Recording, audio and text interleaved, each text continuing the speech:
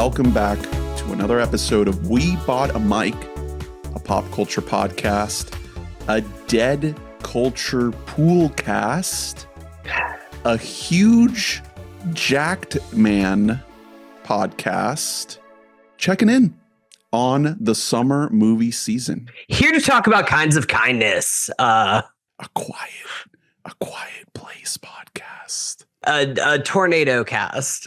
Yeah, this is natural elements. This is a Zoom pod. We're in the basement. We're hiding out from the stormy weather. The Florida basements. Not a lot of basements in California. We'll talk about Zodiac, actually, surprisingly, later on in this episode, because one of the movies that we will talk about has a lot of parallels to Zodiac. It's not so much a real tornado. It's more of a storm of meta jokes and hot takes. What we're dealing with today.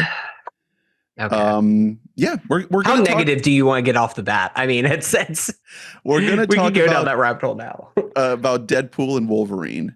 But before we talk about Deadpool and Wolverine, we have a lot of other movies to talk about.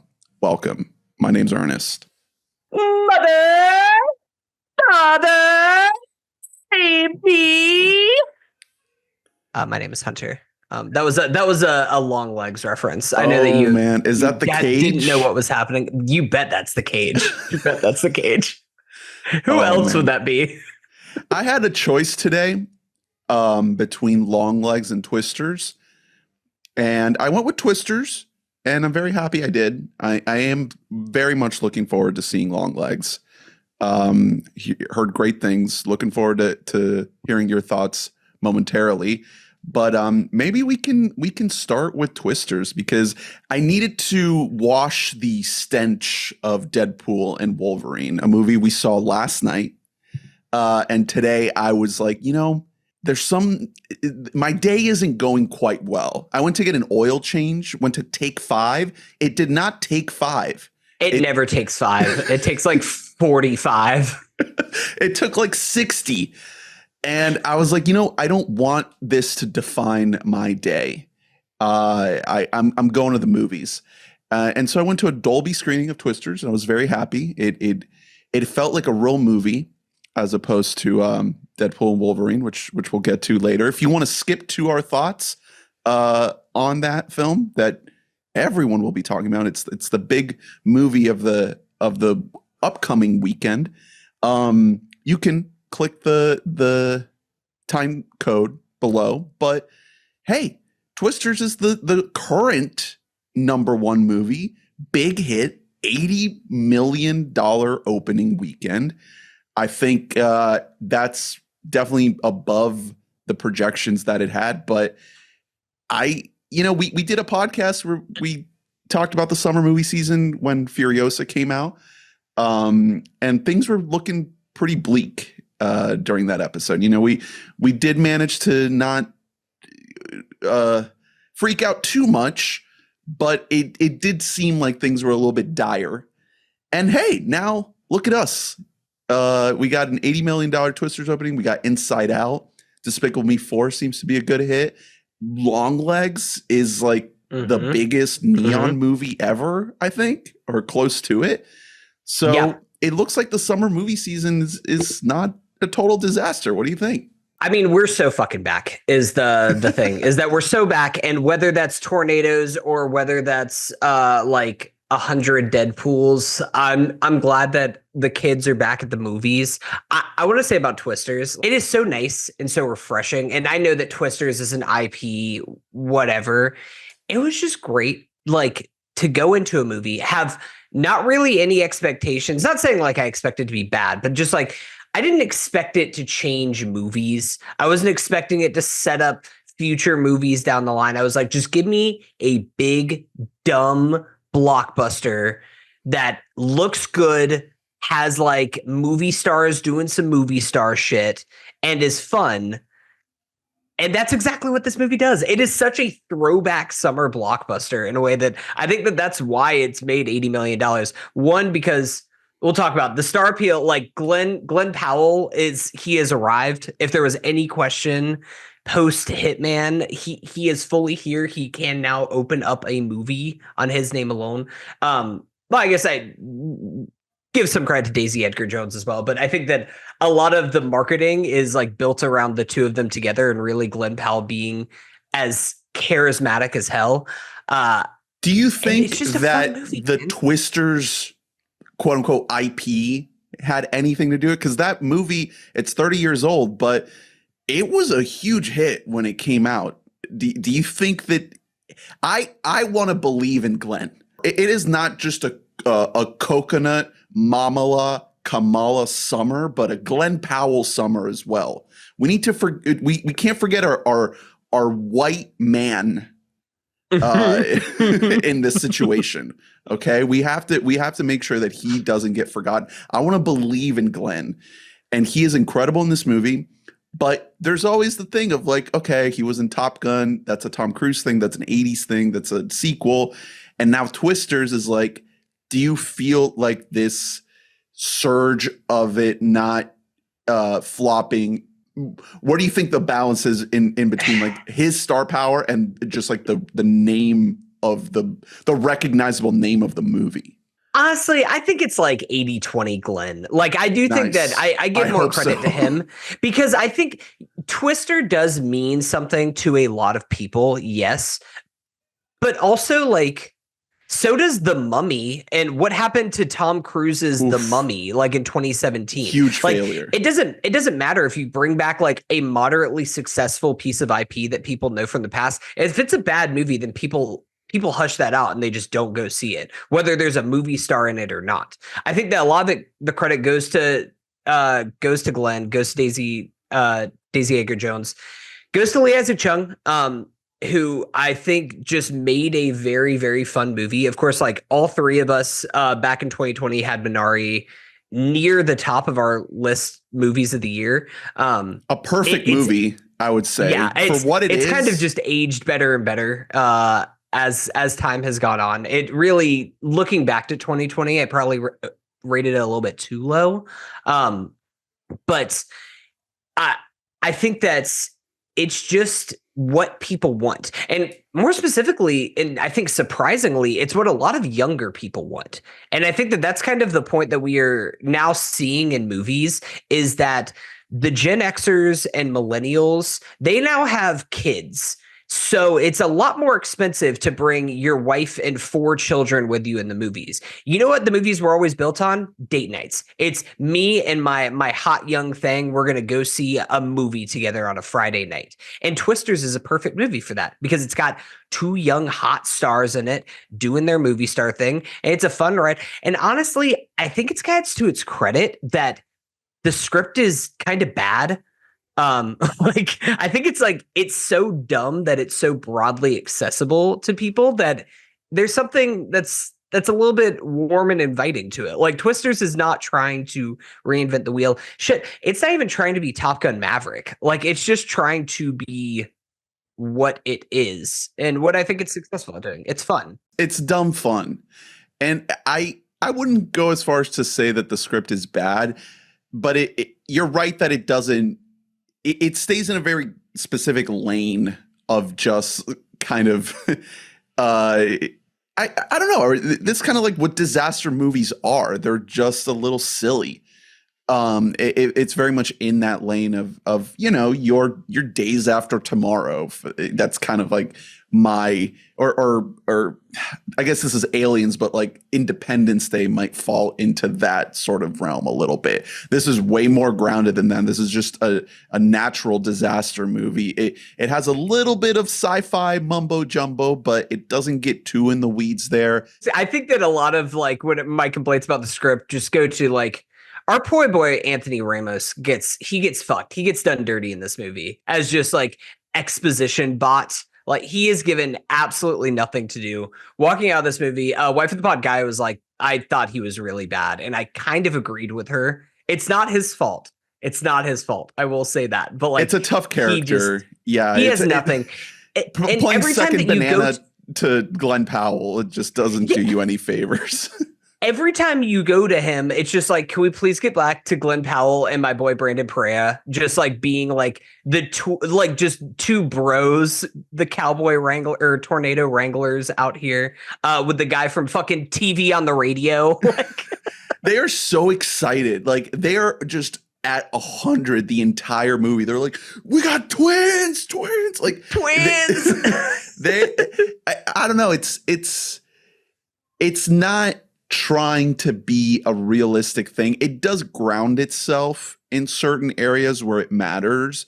And I think that there's a lot of places in the movie, especially when you're in these action heavy, CGI heavy sequences, where you could easily just go off the rails and do really wacky, crazy stuff. Because the first one did it. You know, the first one had like a flying cow and then riding the truck through the house. You know, it would be, I guess, somewhat appropriate to get super wacky and silly.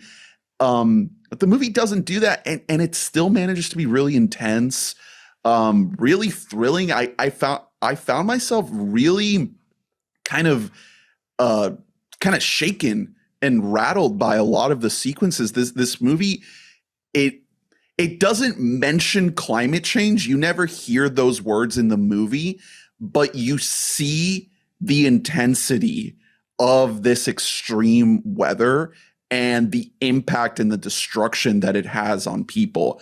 And I don't know, I'm curious to see what the larger conversation is around what this movie has to say about our planet's like increasingly stronger storms, because they hint at that without ever really getting into it.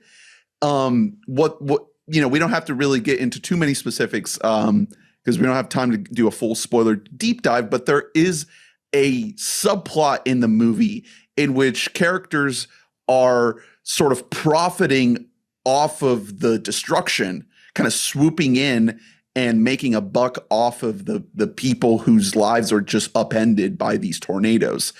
So I think, you know, the movie is at the end of the day like this big, dumb, silly summer blockbuster spectacle, but it also manages to kind of leave you thinking a little bit. And again, I think that my proximity to watching the absolute like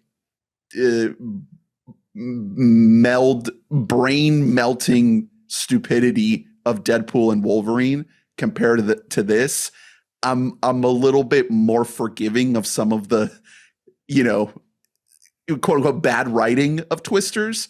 Yeah. But I really enjoyed it. I really kind of loved it. And I'm not really hanging tight to a lot of complaints. I see the faults in it, and it probably won't make my top 10 of the year. It would have to be a really bad year for a movie like this to make it. Because I'm not like head over heels, but I really enjoyed it. I thought it was great. And Glenn Powell, holy shit. I got chills when he showed up on the screen. Dude, it's great. It is funny. I can't believe that you're telling me, you're breaking news to me, that the white man in the bolo tie was actually the bad guy the whole time in Twisters. with the big could have hat. never seen that one coming. Yeah. No, I think that it's one of those things that this is a movie like this just has a little bit of a ceiling to it. But yeah. I mean, so does the first one. And honestly, like, I don't know if this is a hot take or not. Personally, I don't know how much nostalgia is out there for Twister. Like, I'm sure there's a lot of people who really love it. I have more of a relationship to the Universal Orlando attraction than I do to the movie itself. Which this movie kind of, the ending of it, it kind of felt a lot like that ride. I was like, okay, they're doing it. I mean, I really think Twisters is better than Twister. Like, I think that it is a better. You don't have Philip Seymour Hoffman. You don't have Bill Paxton. You don't have Helen Hunt. Like, I don't. As much as I love this cast, and it's a great cast, I don't think that they have the right amount of juice when you compare it to those heavy hitters of the 90s. I get that's fair. There is no Philip Seymour Hoffman. Like, PSH is so good in Twister. He is so funny, and like he only has like, I don't know, like 15 to 20 lines in the movie, and they just are all fucking bangers. It's just all heat. And like, I think the closest person compared to him is probably the Brandon Perea character of just being Yeah. the friend there. And he's hilarious. He's great in it. I think that the chemistry, the world that they are in, I enjoy more. I think that it's a very smart take that's just like, if we are going to bring back Twisters of 2023, there's going to be like YouTuber guys that are going to be like the bad boys that built corkscrews into the bottom of their trucks to live through a tornado and shoot fireworks up in it. I have some questions about the post-production or maybe the live production process, because there's a lot of cameras, and you need a guy in the chair that is producing that live stream, cutting to all those cameras. Or maybe there's some kind of AI program that is able to just do it automatically. But isn't that what what's his name? I don't remember the guy's name. The guy from TV on the radio, like the lead singer of TV on the radio. Is I think he the guy that's like switching between all the cameras on he the live might stream? be. I don't know. I know Brandon Perea is the one who actually is holding the cameras. Yeah. So maybe he's flipping back and forth between like the drone shot and the in-person one. I don't know. A lot of questions about the technical. Why do we have to be within like 25 feet of a tornado in order to get imaging done of it? I don't think that that's how storms work. But it's fine. Here's the thing. It's just a fun movie. I think the CGI looks pretty incredible for the most part. The end gets a little choppy whenever tornadoes going through. Well, the town looks good. Some of the shots where it's like fire tornado is just like dumb fun disaster movie, but does it look great? I don't know. It's fun though. I think that like one of the biggest credits to this movie, and you touched on it already, but it's just that a movie like this has to be gripping. It has to be thrilling. And there's a couple of sequences in it. There's one early on. I think my favorite scene in the movie is when they are having to hide in the pool. Yes. Like they get into the empty pool and hiding in there. And it's shot with such close-ups on them that you aren't flashing back and forth between them and the tornado and them and the tornado. You're just in it with them. And because of it, it makes it feel so much more intimate. And it truly is one of those things that's like, somebody that we know could die here in this sequence. Like I truly believe that someone could die here, and that is just a credit to Lee as a young. There's a real sense of danger in all the sequences. I felt it never got repetitive. It was never predictable. And again, in Dolby, the sound design was incredible. There was this three-dimensionality to it. I felt like the theater was spinning around in the tornado, and they do this thing where you see the tornado in the distance, and as soon as it touches down, you feel this rumble in the bass that just shakes your seats. That's sick. That's cool. It was so cool, man. I really love this movie. Are you gonna try and see it in 4DX? I wanted to. It was all sold out. Every single one. The TikTok trends are doing it. Here's the key. If you want your movie to be successful, just fucking get it trending on TikTok. The youth are going to the movies, but you have to make the youth know that your movie exists. Exactly. We haven't mentioned Superman. Mr. David Corn Sweat? Is that how you Corn Sweat? I think it's Corn Sweat. David Corn Sweat. I could be wrong. He plays Anthony Ramos's partner in crime, as like the corporate storm chaser. Dude looks jacked. He looks large. He doesn't get a lot to do, but every time he was on screen, I was like, God damn, that is motherfucking Superman right there. Yeah. He built. Also got to shout out Katie O'Brien, who was in Love Lies Bleeding earlier this year.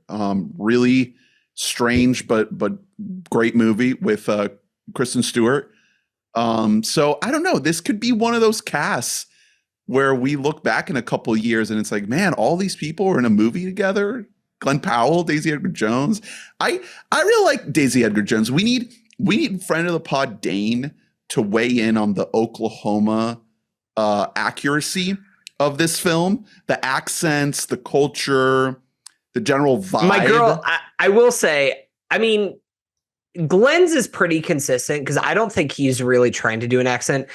Daisy Edgar Jones, her accent does go a little bit up and down. She is a British gal, so I guess I'll give her a pass because Irish, I think.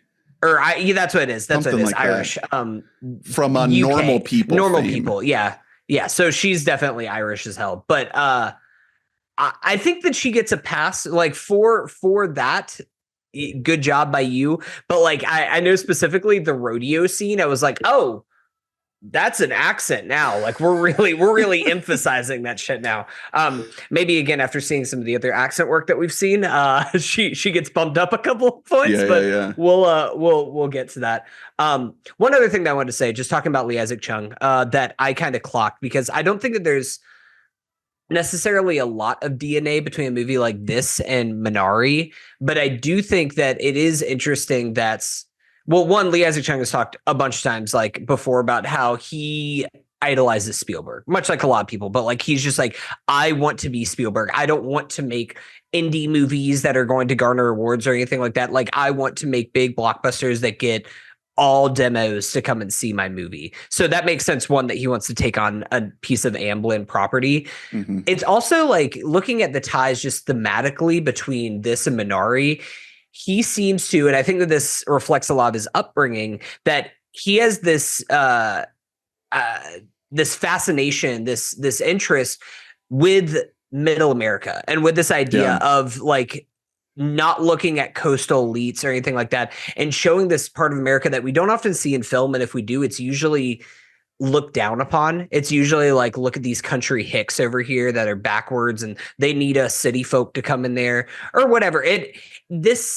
Between this and Minari, he doesn't really show anybody from the countryside like looking up or looking down at them. It's more of just like, there's this curiosity that they might have about outsiders coming in there, but it's more so just looking at the humanity that they have, because at the end of the day, like that's what's more interesting than trying to make everything a metaphor about class struggle. Well, I also I think it's also the environments too, like just showing those big open skies, the plains, it really it's like one of the things that put on that like I thought whenever I put it, I was like, oh, he's trying to make like a Spielberg version of a Malick movie and some of the open vistas that he is shooting and the way that he is shooting him. Yeah. I will also say, as somebody who has lived through tornadoes before and actually experienced them, nails the color, because there is something that if you are ever in a tornado before, it's like this yellow tint that the sky gets that's so eerie and so still. And that's something that my guy has definitely been through a tornado before, because it's such an oddly specific thing that you only experience if you are in and around tornadoes. I have heard some complaints. I kind of went into the movie with a little bit of baggage of the movie kind of romanticizing natural disasters and extreme weather events. And I think it kind of has to do that in order to make an entertaining movie to a certain extent. But he manages to do it while also, like I mentioned before, this sense of danger, this sense of doom with these tornadoes. It's not just cool. It's not just fun. Like you are seeing these people kind of approach it in that way, but they're getting their shit rocked. You know, they're putting themselves in very dangerous situations. They're being very stupid. And I think the movie, maybe it's not flawless in how it does it, but it at least really tries to show you the danger and the ferocity of these natural events, right? It's not making a statement as much as some people might wish it does. I would have liked to see that version of the movie where you kind of are exploring like some of the science behind why these storms are increasing in intensity, but you feel it. And if you feel it, chase it. Yeah. I think that's you're right. Like there is another version of this movie that does tackle that. Here's the thing. They just want butts and seats for this movie. Yeah. And I can't really blame them. Like, and they did it. The fact that you got people out there and there are little allusions to, hey, this is happening a lot more frequently now, guys. I wonder what that could be the cause of. And like, we are at least getting something about displacing generally lower income people from their homes. Like, there's a certain demographic that is targeted more often story, like on the margins of this movie. Yeah. It's something there. You can't dig into it too much just because they need this movie to be a hit, and it is a hit. So are we gonna get Twisters with a three for the E? Maybe. It probably won't be the same cast and the same crew, but they'll probably try. I have not. I actually really like that this isn't really a sequel to Twister. There's Dorothy that they use at the very beginning, and that's it. I really was expecting Helen Hunt to be like Daisy Edgar Jones' mom or something like that. That would have been fine. And I'm glad that we didn't need it. No, it's fine. I'm sure there's people out there that are upset about that, whose entire review of the movie is just complaining that it's not a direct follow-up to the original movie. But like you said at the beginning, like, that movie's fun. It's like the most 8 out of 10 movie ever, if that. That's generous. That's yeah. And that's kind of how I feel about this one. Yeah, there's inherent flaws to both of them, but I think that this is pretty close to the ceiling of what a movie like this could be. Last couple shout outs. Benjamin Wallfish is the music composer for the original score, which I thought was beautiful. There is a bit of a clash in this movie between songs and score.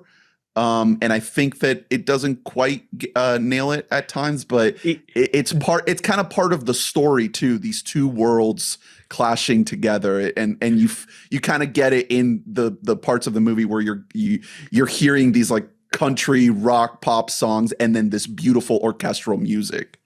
Man, I don't know. That was one thing that it was almost funny in the movie that Ernest, I know you've never watched the show Vanderpump Rules, but that show is like synonymous for having like the most fake songs you have ever heard in your life that were written just to be a transition from one scene to another. And that is like the same thing that's happening there, where you're just like, I'm going to get in my truck and ride out this tornado. It's like, I get in my truck and ride a tornado. I have to return home to Oklahoma. Ain't no home like Oklahoma. And I'm like, this is not real. Like, what are these songs that are happening right now? But it's fun. It's fun. And then Dan Mindel, it was the cinematographer who shot a bunch of J.J. Abrams movies. This movie was shot on film, and I thought it looks great.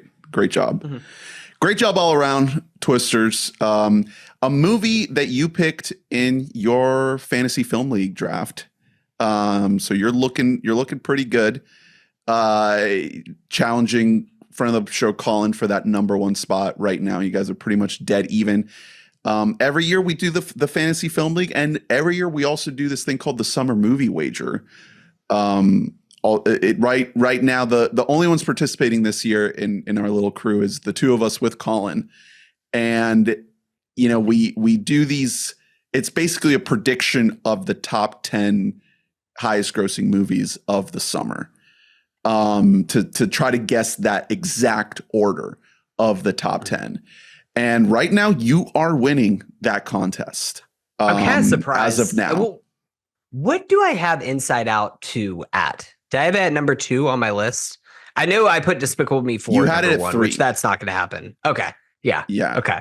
But so did I. There's a lot of overlap in both of our lists. It's going to come down to a couple little things, but it's interesting to kind of be almost at the end of the summer movie season, and see a movie like Bad Boys Ride or Die be number 3, a movie that I didn't even clock as a possible hit.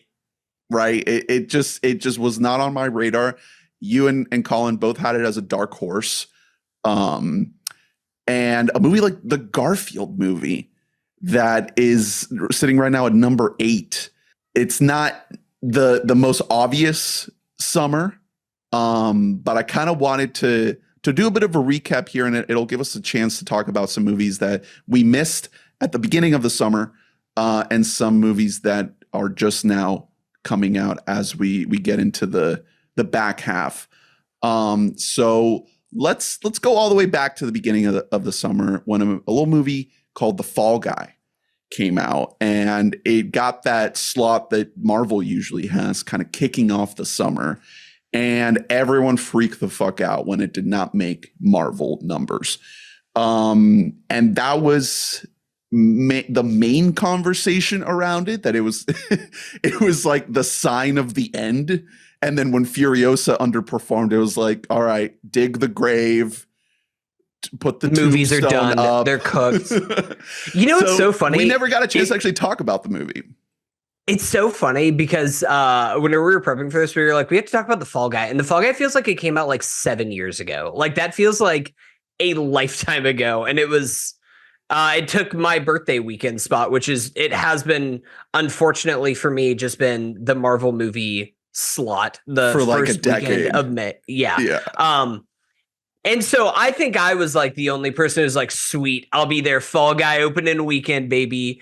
And I might have been the only one who was there for Fall Guy opening weekend, it turns out. Yeah, no, this movie like grossly underperformed in theaters to the point that Warner pulled it after 6 weeks in theaters and just fucking threw it onto PVOD. Just was it quicker than that even? It was like 2 weeks. It was like maybe it was like 3 or 4 weeks that they were just started putting it in PVOD.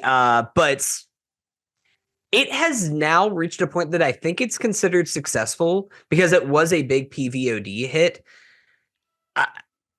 As far as like quality of the movie goes, I think The Fall Guy was a very fun movie. I did have a really good time with this movie. It's not like, it's one of those movies that I have like, I give both this and something like Twisters like 3.5 stars on Letterboxd, but I enjoy Twisters a lot more than I enjoy Fall Guy. And I think that's because David Leitch is not as good of a director as Lee Isaac Chung. But again, at the center of it, you have 2 movie stars, really 1 movie star in Gosling, doing movie star shit. And that's what you want to go see during the summertime at the movies. Yeah, I think when this movie came out, I was very upset with it. My initial thought was I need to mask my disappointment with it because I need this. The industry needs this movie to be a hit. Like there was all that pressure behind it of like, this movie has to work. It has to make money. Otherwise everyone's going to freak out. And they freaked out when it didn't make money. So there was this feeling in me that was like, okay, we have to give it a pass on all the stuff that doesn't work about it because we need it to work. We need people to go see it. And that kind of bothered me, that feeling of like, I can't quite like tear it apart. But now that it's been 2 months since it came out, lay into it. Really, just tear this fucking movie a new one. Well, now after seeing Deadpool, I'm like, was The Fall Guy actually kind of good? Because you know, it did give me that feeling of like sitting in the theater and like kind of just waiting for it to be over, and just thinking like, this is really mid. This is not great. It's just incredibly like passable in the most kind of minimal sense. I don't think David Leitch is a very good director. Director of Deadpool 2, a movie I rewatched this week, a movie that really sucks, honestly. Just poo-poo garbage. It's bad. Yeah, just terrible. And I think The Fall Guy manages to work because of Emily Blunt and Ryan Gosling. And I think the core story of it being a movie about movies, a movie about stunt people, it kind of works and also doesn't work because there are a lot of sequences that feel like you're not getting a chance to really see the stunts because it's so CGI heavy. And you're thinking like, this is a movie that's supposed to be celebrating stunt performers, but I'm really just watching something that is almost all computer generated shit. Like I'm not, I kept thinking about a movie like John Wick 4. Like John Wick 4 feels like a real celebration of stunt work. Like every single set piece in that movie is like, holy shit, I have never seen better stunt work than this. It is just a new level.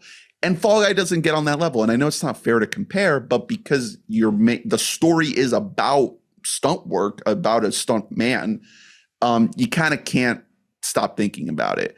But it's charming enough. It's cute enough. There's the chemistry is there. I thought that the romance worked. And even though I had a lot of complaints about the action sequences and some of the just overall like look and construction of the movie and the story, which is kind of whatever, mumbo jumbo about it's actor getting kidnapped and you have to save him, and yada, yada. AI is gonna replace people's faces and put that face on a different body, blah blah blah.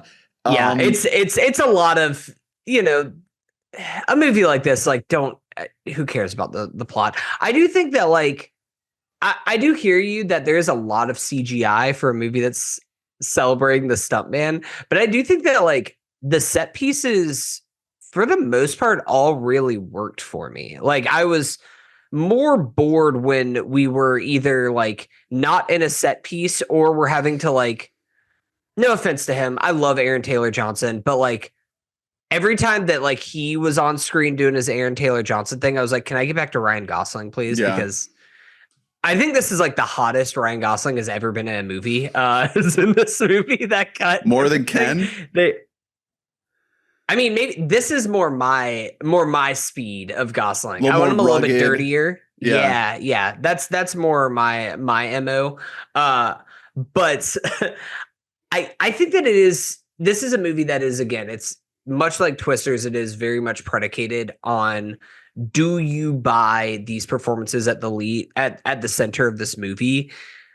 The movie star factor. I will factor. say, yeah, it's the movie star factor. And whether or not, and audiences didn't necessarily agree per se with their dollars, but I think at least backing up a step, talking about the movie itself, there's not enough Emily Blunt in it. That was one of my things, is that I really thought this was going to be more of a two-hander, and Emily Blunt's kind of sidelined for a lot of the movie, which I thought was a bit of a bummer. Also, this movie just shouldn't have been released in May, the first week in May. Like, it was a really, really bad miscalculation by Warner. They thought that they could just jump right into the vacuum of doing this. And the thing is that this movie either should have come out in March or early April, right after the Oscars. Whenever they do their bid at the Oscars, it's one of the highlights of the show. It's like next week, actually go see Fall Guy. It's trending on Twitter and everything. Like, it was actually a big thing, a big funny moment. And then they're like, come see our movie in 3 months, whenever it comes out. Like, it was just too late. Or it should have come out at the end of summer in, like, August. Right. In the normal David Leitch where it could make the Bullet Train the same amount of money it made, and then people wouldn't be talking about how it's this failure, right? Because it's all about perspective. If you put it in that slot where everybody thinks it's going to be this big hit just because the Marvel movies made that much money in that slot, it's like, oh, this... more modest actor-driven action movie is going to make the same amount of money, and it's just not the case. So I think that the takeaway is that the release of it was a little botched, but hopefully the movie will have a better legacy than that. It won't be remembered as a movie that was a failure at first and then kind of found its audience. It'll just be this really fun, romantic action movie that fits into that niche of movies about movie making.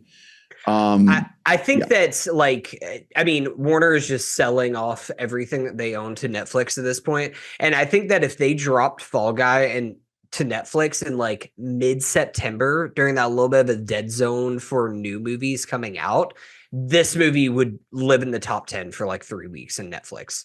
Because I think that this is a deeply watchable movie, especially at home. I think it's Universal. Universal. It's right there in the machine. Isn't it Universal? Is it Universal? It's Universal. Oh, yeah, you're right. So who knows? I mean, maybe they still will. Maybe they're going to throw it on the cock, and the cock will get just as much steam as Netflix would. I don't know. In between, what's it called? The Olympics. You can just throw on the Fall Guy. Yeah. Another early summer release we missed the conversation on is The Kingdom of the Planet of the Apes. the sort of quasi follow-up to the Matt Reeves Apes trilogy. This one directed by Wes Ball, who did the Maze Runner films. This is kind of like it is a continuation of the story, but it is kind of just a new. I don't want to quite call it a reboot. They're calling it a standalone sequel, and it's basically a whole new chapter in the story set hundreds of years, generations after War for the Planet of the Apes, which came out in 2017. I didn't really know what my expectations were for this movie beyond just that I love the Matt Reeves movies, and I knew that this was never going to match that. Andy Serkis isn't involved as well. The Caesar character, closed his arc in those films, and this is just a brand new thing. So I'd never seen the Maze Runner movie, so I just knew it wasn't going to be the same as my beloved Apes movies. So I was happy to say that, I enjoyed this movie for what it was. Pretty mildling expectations, and I came out of it just thinking, okay, this movie did some interesting stuff. It looked pretty good for the most part. Again, it doesn't reach that level of incredible, groundbreaking fidelity, but I never felt like it was, smudgy gray nonsense. So there was a clarity to the effects. And the story I thought was pretty interesting with how it takes the idea of Caesar's teachings and sort of the legacy of Caesar, and it shows how these characters many years later take Caesar and his teachings in a very kind of like biblical Jesus Christ kind of way and twist them for their own gain. So you see different characters on opposite sides of conflict, sort of picking and choosing what they want to hang on to from the legacy of the Caesar character to further their own personal interests. So the movie, I think, has a lot of flaws, and there's stuff with how it tries to seed a new series, because they clearly want to make more of these, and how it starts to really tip its hand to an ongoing story that it doesn't want to tell in just this one movie. So I found that a little frustrating. It's just like, okay, like I'm not really interested in like. We know you've already been greenlit for 2 more movies, and you can feel that. And it's just like, okay, I'm not really interested in like the first piece, the first third of like something I'm not gonna get until who knows when. But the stuff that is in here, I thought was good enough to enjoy and keep this thing going. I mean, it made me go back and watch the original Planet of the Apes movie for the first time, the very first one, and I love that about it, because there are things that still to this day, all these years later, decades later, the franchise is still very much like attached to these ideas of humanity and society and knowledge and information and facts and obscuring things. It's fascinating, and I, as much as I love the Reeves movies, and this isn't quite that, I like Kingdom of the Planet of the Apes. I'd give it a thumbs up. Well, I mean, this isn't a complete story. Would you have enjoyed this movie more if it was called Kingdom of the Planet of the Apes: An American Saga M Chapter 1? Yes. Absolutely. That would have made you go see it again? Yeah. This movie didn't really work for me as well as it worked for you. I think that I found myself very frustrated by the lack of feeling of like, I mean, like we talk about like the Lord of the Rings movies. I don't need necessarily for a movie to feel finite. Like we have reached a conclusion. We have tied up all the loose ends at every single end of a movie. Like I know that's not how advanced storytelling works amongst a series of movies, but just in general, I kind of found like a lot of this movie to be pretty boring, to be perfectly honest. It didn't really work for me. There's especially early on in the movie, there's most of the characters are just kind of all like sitting around in a room being like, man, I miss Caesar. And I was like, yeah, man, me too. I also miss Caesar because he was more interesting than any of you fucking guys. Like, and I think that's kind of a problem of the movie is that it was like reminding me of the Reeves But movies, hey, which are better movies. This time they have eagles. They can wrangle eagles. So I do think a lot of this movie looks really good. I went into this like not necessarily with high or low expectations, but I just really wanted to see how successful this movie was and how it looked because Westball is scheduled to make the Legend of Zelda movie, which is probably going to be a cursed property and is probably going to be shit. I don't think that's going to happen. I don't know. I hope it doesn't because it shouldn't exist. Based on if you've ever played a Zelda game ever, then you know like you probably just shouldn't make that a movie because it's not really a story made for a movie. But whatever, that's neither here nor there. I think that a lot of this movie looks good. I also think that a lot of it looks, I don't want to say bad, but looks shaky. Specifically in the third act, whenever things get dark and there's a lot of like water and stuff that's happening.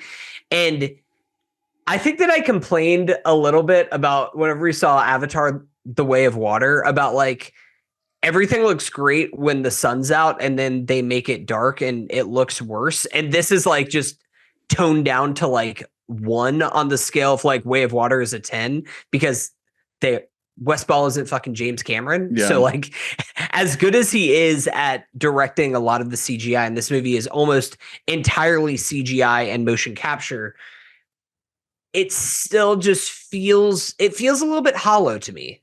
And I don't think that I ever felt that way with the Reeves movies. It felt a little bit empty was kind of my feeling whenever I watched it. It's still a movie that like I enjoyed for the most part. Like I'd give it kind of a thumbs like here, I guess. If you like the Apes movies, then I think that you'll probably at least like enjoy this movie well enough. It's too fucking long. I'll say that much. It's like it's 2.5 hours. I think it does not need to be that long. But like if you don't really have a relationship to the Apes movies, this is not a good entry point. I think this would turn you off from going down the rabbit hole. Okay, that's Kingdom of the Planet of the Apes. Let's move on to a movie that came out a little bit more recently. A Quiet Place Day One. I don't think you've got a chance to see this yet, so I'll be quick. I haven't seen this one yet. Just let me on it. You know, this is one of those movies where I can say it's not groundbreaking at all. I was looking forward to seeing it just because it's Lupita Nyong'o. And I love her and I want to see her in more stuff. I feel like this movie is just diminishing quality from the whole series. It's the worst of the 3, but part of me feels like I will watch as many of these as they make because it's just something that I will always gravitate towards for some reason, this concept of aliens attacking and you having to be quiet to avoid them. For some reason, that just works for me. And there's a lot of sequences in this movie that, you know, feel to some people might feel repetitive because, you know, we've now gotten 3 movies of basically the same structure of you have to be quiet, otherwise an alien is going to kill you. But I just found it really straightforward and satisfying. There's a simplicity to it. And, you know, it's a short movie, so not a lot of time investment. And you have this factor now of it being set in New York City, which they kind of do a lot with. You know, you don't really feel like they maximize it, but it feels like there's enough variety there for it to kind of justify its existence. It's a perfect just kind of date night, easy movie. It's not going to traumatize you. It's not too scary. You get a couple jump scares in there. You get to see. I have heard that it's pretty depressing. Like it's pretty dour movie. Yeah. That's at least the rub that I have heard on it, with the general premise of Lupita. And like obviously Lupita ain't in the other two movies that we saw. Right. So I'm gonna guess that things aren't going to go great for our characters that we meet along the way. Yeah, it's kind of bleak. I mean, it's Michael Sapochnik, I think his name is, who is the director of Pig, the Nicolas Cage movie. So there is a little bit of that kind of like melancholy beauty in here. But I didn't find the movie just dark beyond, you know, it doesn't cross a certain threshold for me into just being morbid. I mean, it's a bleak movie. It's a bleak world of you know, apocalyptic scenarios. But to me, it was just a good night out with the wife and enjoying a fun movie. Not as good as the other two Quiet Place movies, but again, I think I'll watch as many of these as they make, even if they get slightly worse as they go on. Like if they're just like passable, you know, if C's get degrees kind of franchise, you know, I'll show up. Do we think, is Krasinski going to come back for part 3 now that it doesn't look like If 2 is getting greenlit anytime soon? Yeah, he might have to, honestly. Yeah. So that's A Quiet Place Day 1. I think a movie. It's Michael Sarnowski, by the way, is the director. What is Sapochnik? Who is that? That's a guy. Sapochnik is he made Finch and made a bunch of like Game of Thrones episodes. That's kind of like probably what he's best. Okay. Yes, yeah. The TV director. Okay, so this is Sarnowski. Yeah, Sarnowski. Okay. That's what it is. Yeah. Whoever said Sapochnik, I was like, I don't think it's that guy. It's a different guy. It's a different Michael S. So close enough. But yeah, I think if you want to compare it to a Lee Isaac Chung type scenario of you make a tiny indie and now you get like the bigger franchise entry, there is some similarity there of they still got a chance to make the kind of movie they want to make, right? Maybe not as uncompromised as the indie, like they still have to do a lot of like flashy stuff, but it still feels like it has that tiny little bit of the artistic flair to it. Yeah. I mean, that's good. And I mean, this movie was also a hit. Like it came out a little bit later after the doom and gloom of May, and it's now at 241 mil worldwide. There you go. Also, like, I don't know what the budget was. 60s. Yeah. Got to shout out Joseph Quinn, who will be the Human Torch in Marvel's Fantastic Four. So he's going to be a big star soon. He's also in Gladiator 2. So we'll see how big his role is in that movie. But he's fine in this. I enjoyed it. His character for what it was. It's kind of a nothing character, but he does a lot. How's our boy Alex Wolff? How's our Wolfie doing? Barely in it. That's a bummer. Unfortunately is dispatched pretty early on. But I like seeing him. He's always good to see. But yeah, Lupita, please be in more movies. I cannot believe that this is the first time I've seen you on the big screen since 2019 with Us. That's crazy. No, That's unacceptable. No, don't forget. She's in Wakanda Forever. Oh, remember? Yes. So she was in Us and then Wakanda Forever and now this. I forgot about that one. Please do more acting, Lupita. You are one of the best actors working. Please. She's incredible in this movie. Yeah. Okay. Next couple, let's try to hit them quick. We got a chance to see the new Yorgos Lanthimos movie, Kinds of Kindness, which is a very weird movie to release in the summer. But I think it kind of feels, dare I say, dumped At a Like they certain didn't point. know what to do with it. So they're like, all right, whatever. Fox was just like, well, their Searchlight, I should say, was like, well, this ain't getting awards, so I guess we'll put this in here as counterculture to your Quiet Place Day ones to maybe get a different crowd to come in. Friend of They the didn't. They didn't come. Not at all. Friend of the show, Colin, I think described it best in our group chat, where he basically called it like, I think I might be paraphrasing heavily, but kind of like the fuck it movie from Yorgos Lanthimos, where basically it's great when a director gets to just say fuck it and make a movie for no one. It's not aimed at making money, and it's not aimed at making at getting winning awards.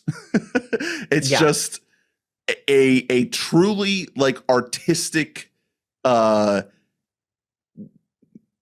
indulgence. Yeah, if you want to put indulgence is a good word for it. Yeah, indulgence is. It really is like it's a one for them, one for me. This is one for him. So I mean, we're going back. Listeners of the pod know that we've been Yorgos heads. Poor Things was our collective #1 movie of the year last year. Yeah. It wasn't my #1, but it was your and Drew's #1. Yeah. It was high up there for me. I do love that movie. Love The Favorite. And looking back, I still think that The Favorite might be my #1 over Poor Things.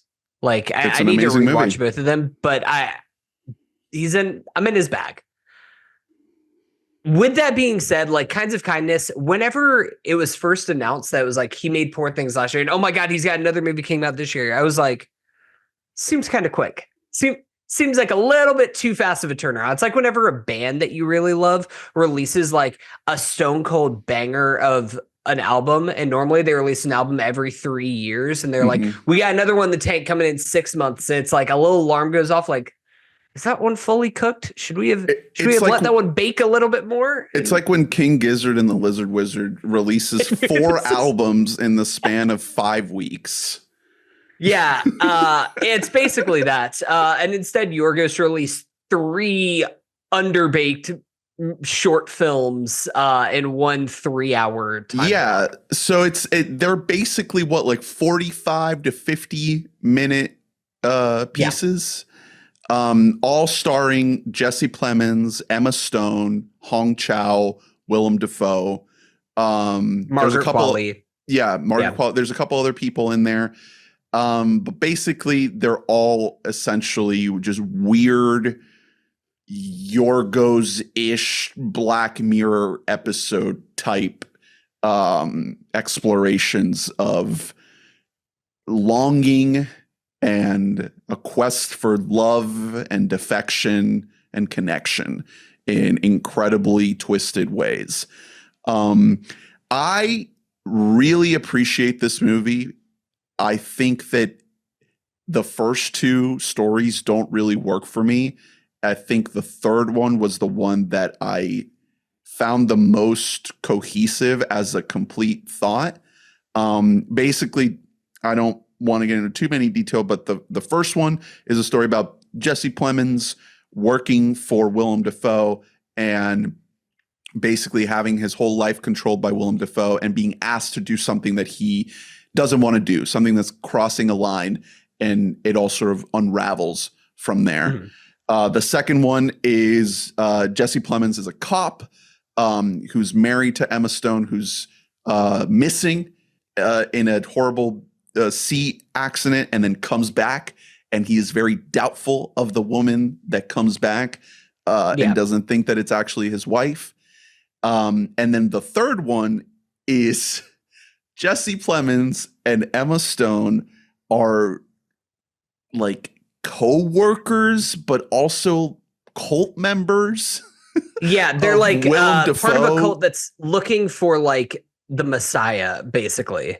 Yes. The Messiah of a cult led by Willem Dafoe and Hong Chow. Yeah.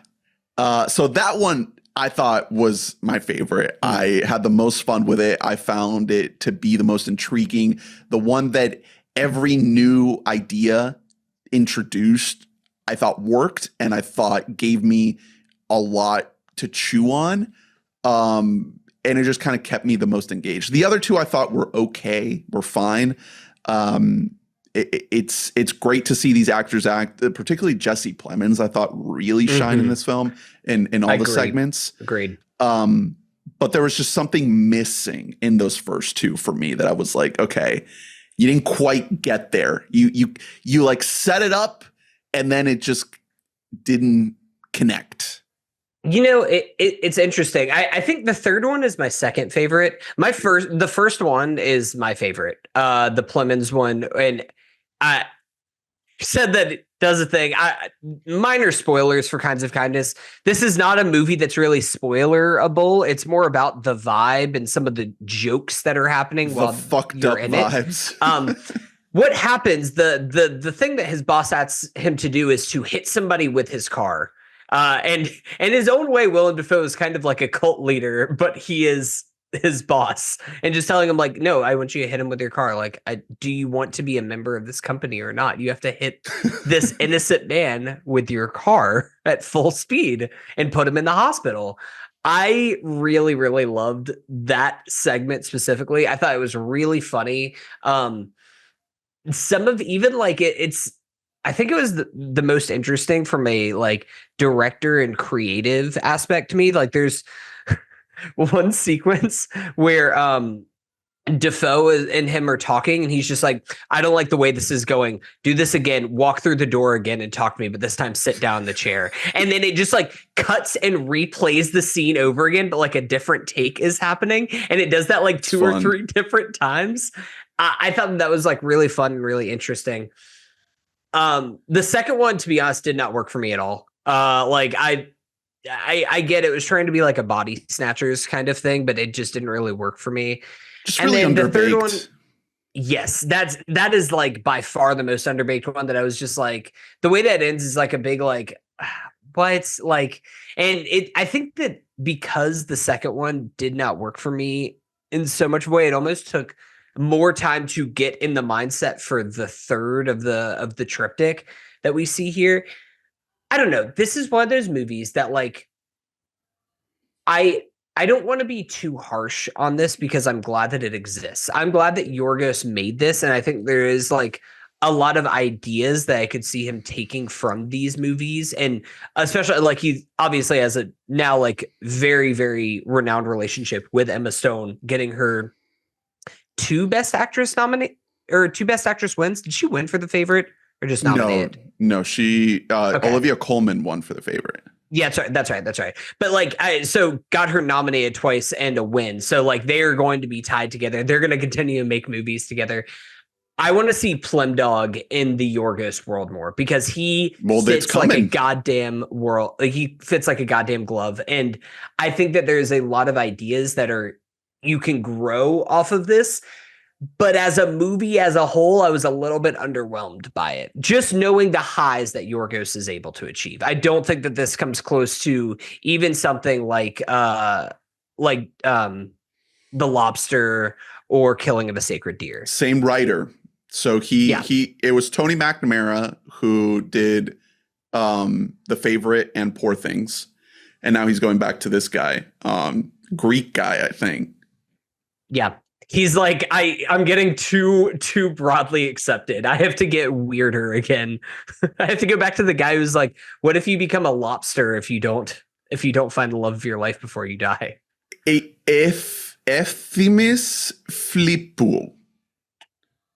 I think you nailed it. Ephemis Flippou. God, I'm so sorry, guy. I gave it my best, but I took like 2 months of Greek in Duolingo, and that's just fucking gone. Like it just basically doesn't exist anymore.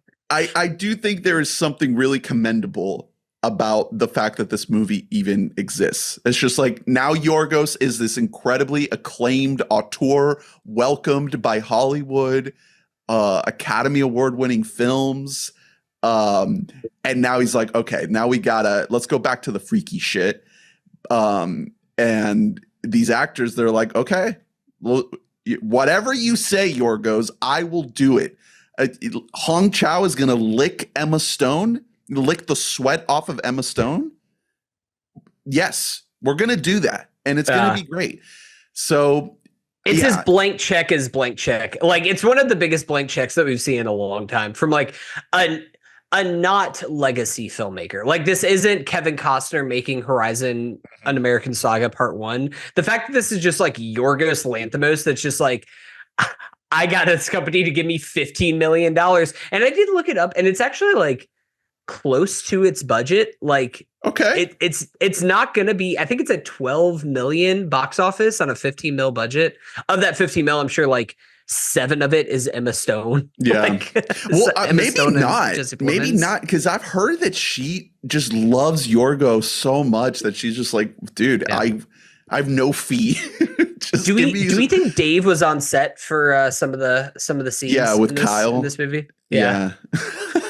Oh my God, the home video joke. That was so funny, dude. That is by far the best thing. That was so good. The second bit, it's so funny. Can we turn the volume down a little bit? You know when you invite your homies over to just like put on a gangbang? Yeah, you're in.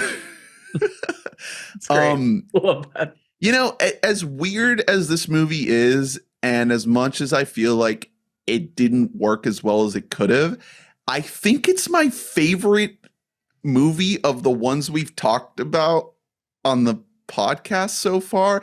Well, no, I put Twisters over this, but I like it more than Fall Guy, Apes, and Quiet Place, definitely. So I don't know what that tells you, but that tells you something. I mean, there's more meat on the bone in something like this than a lot of those movies. Even if I think I'd say like a movie, especially like, I'm pulling up my list now to see where I have it at. I have Fall Guy higher on my list because it's more of a cohesive movie, but there's a lot more to think and talk about in a movie like Kinds of Kindness than there is in the Fall Guy. So is there a lot more to think and talk about in Longlegs? Now, Longlegs is the best movie that we have talked about, and the best movie that, at least for my money, that we will talk about in this episode today. Should I be ashamed that I chose Twisters over it? No, because I think that like you're doing God's work as like I think we're at least in like we've been on Glen Powell Island for a long time now. I don't know if we can say that like we were there at the apex, but we were there early on. We planted our flag there, so it was good for you to support our boy. But somebody whose island we have been on for even longer period of time is Nicolas Cage. The Cage Dog. We did a whole series. Our beloved. Here's the thing: is that we might actually need to talk about Longlegs on this main feed in a full episode, because I think that this belongs in like a Hall of Fame Nick Cage performance. Hell yeah, movie. Let's go. Not so much because of like he's in every frame of this movie, because he's not. I'll back up a step here and say, like, going into this, especially the only thing that I'd ever seen of Longlegs is the first trailer, which is almost completely silent. You just hear breathing and just very like still shots, still images that are happening here. I think I saw it before Late Night with the Devil was the first time I saw the trailer, and I was like, fuck yes, let's go. And because of that being the only like entry that I had to this story, I was expecting something that was going to be a lot more artistic, a lot more, I don't want to say artistic, a lot more artsy, something that was a bit more pretentious, something closer to the A24 Ari Aster style horror, even something like a movie that we love, It Comes at Night, like something in that vein. And instead, Longlegs is kind of like it's much more wider appeal. It's a lot closer to something like Silence of the Lambs, or even something like Zodiac. More like a cop movie, like a detective movie. It's a detective movie. It's about like the FBI investigating this serial murderer that has happened over the past several decades, who goes by the name of Longlegs and leaves these encrypted notes, Zodiac killer style, for people to try to uncover, that's telling them like hints about how he's going to do the next murder. And how this story goes, I hesitate to talk too much about like the specifics, because I think that if you have not seen this yet, I cannot I cannot implore you enough to go to the theaters and see this movie. I will say it's scary, but not in something like The Conjuring or something like that, where it's going to be like, jump scares. I think there's only like one, maybe two jump scares in the entire movie. For the most part, this is like a movie that will fill you with dread. It will fill you with a little bit of that feeling of like, why the fuck is my neighbor across the street like standing out in his yard right now? Like it's kind of like one of those movies that it'll have you looking over your shoulder a little bit. But it has like some of the most arresting imagery that I've seen in a horror movie in a really, really long time. It again, without getting too into spoilers, it has like some of this horrifying demonic imagery, and then also like there are dolls in here.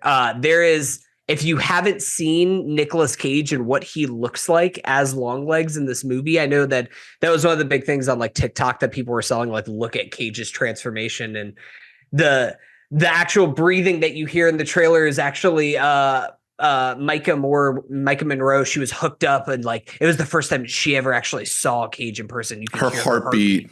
Yeah, exactly. It is very, very arresting the way that he looks, but not necessarily for like all of the reasons that you would necessarily expect. Like he is revolting to look at in some ways, but there's a lot to this movie. And it's been interesting even listening to Osgood Perkins and some interviews that he's done after the fact of this movie. Yes, the filmmaker behind this, because a lot of this movie really feels like it is commenting on the culture of horror movies, and specifically the fetishization that we have gotten to with serial killers. Like this feels in conversation with the true crime Evan Peters as sexy serial killer Netflix effect that we've gotten here. That's like, nah, dude, Nicolas Cage is disgusting. Like he is a gnarly loser of a guy. Like you don't want to idolize this fucking guy right here. He is just like a guy who listened to too much hair metal and heard the devil talking to him through the radio. Like that is the energy that this movie is bringing here.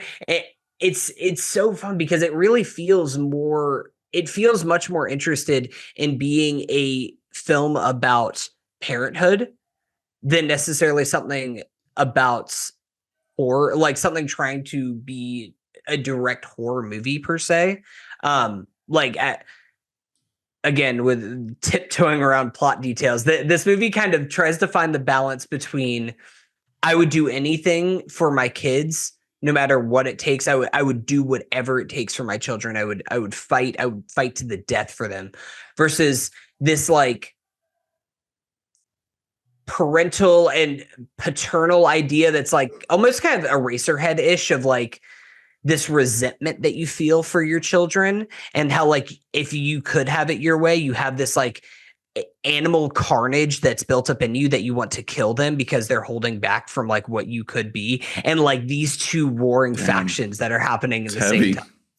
It's heavy, but it's like it's also just a very fun movie to watch too. Like it is truly incredible. It's going to be a lock for my top 10 of the year. Like I don't really see any way that is getting bumped off the list. I think that it's really, really incredible. They really nailed it with the marketing campaign. I mean, this movie is a huge hit because it had one of the more successful, just kind of home run ad campaigns. Yeah, I'm very excited to see it. I will check it out very soon. Shout out to Cage, man. He's on a heater right now. I mean, this is maybe the peak of it. We'll see what he has lined up next. But coming off of Pig, I'd say Pig it was kind of like the moment where it was like, oh, what's going on with Cage right now? Like, is he having a bit of a comeback? And then you get Unbearable Weight of Massive Talent. I guess Mandy was somewhere in there. Mandy was a little bit before that. Before I want to say, yeah. So maybe Mandy was episode, like the soft, like 2018. Yeah, and obviously he voices Spider-Man Noir in Spider-Verse.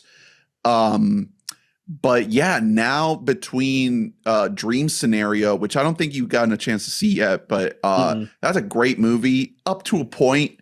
I think it kind of falls apart in the end, but he's so good in it. And now Longlegs, it's like, man, we're on a climb. Like this is the Cage of Songs. It is funny that we say that, and then you look at his IMDb, and it's like, man, he's really on a heater. And you look in between these movies that we're talking about, it's like 6 movies that you've never fucking heard of in your life. Like, here's some other movies that he's made in the last 3 years: Arcadian, What's the Retirement Surfer. Plan. Oh, Renfield. Renfield, Yeah. which unfortunately we do know about that. A movie called The Old Way, where he's like an old gunslinger, and then Butcher's Crossing, where he's an Ivy League dropout, travels to the Colorado wilderness to join buffalo hunters.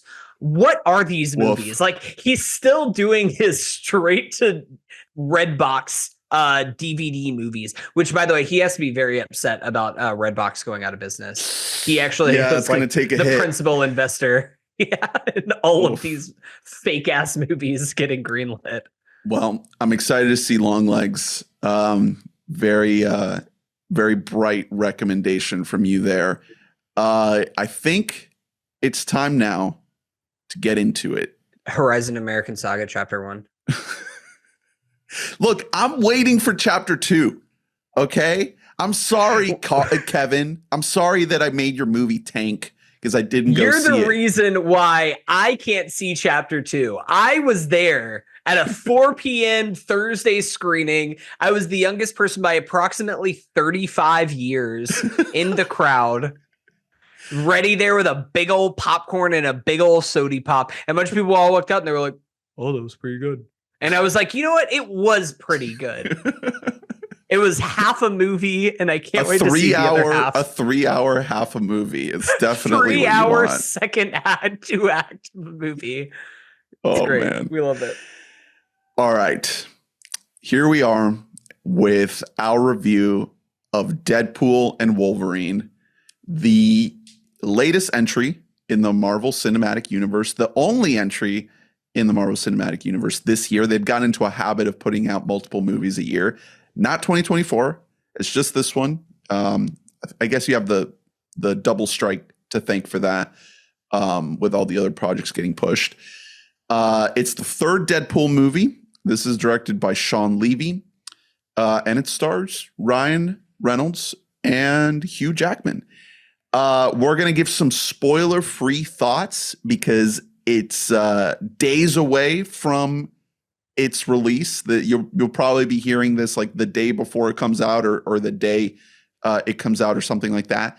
So we'll try to keep it light spoilers, but in order to talk about this movie, we have to kind of spoil it. Like, it's going to be hard for us to really talk about why we feel about this movie, the way we feel about this movie, without like actually talking about it. So we're going to have to spoil it. So if you want to wait to see it, you can pause it and come back.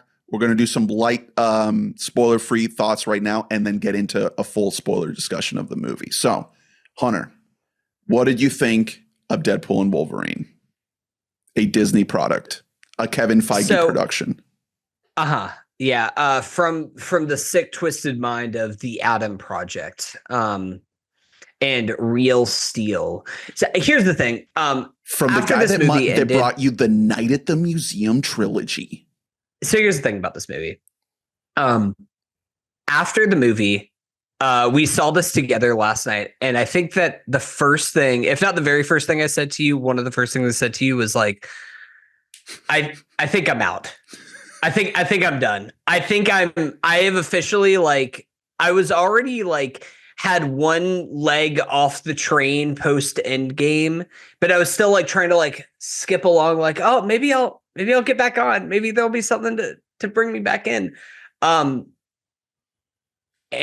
this movie kind of broke me in a way that, like, I don't even think I could fully articulate at the theater, because we saw it at a press screening, but I will say it was a positive press screening. Like, people in the theaters, yeah, Maybe not overwhelmingly, but yeah. Not overwhelmingly, but like it was more of like usually whenever we go to these screenings, even if it's something that is great, something that rocks, like even something like I think we saw Dune Part 2 together, like the reception is a little bit muffled in the crowd. Like even if people all really like it, it's generally pretty quiet. Like there's some moments that we'll get into in spoilers where like I heard like an audible like yes happening from like a fucking guy who's like a certified critic happening next to us. So because of that, I don't want to be an asshole. Like, and I'm sorry. I know that some people are going to listen to this and they're going to be like, fuck this guy. You're being an idiot. You don't understand meta humor.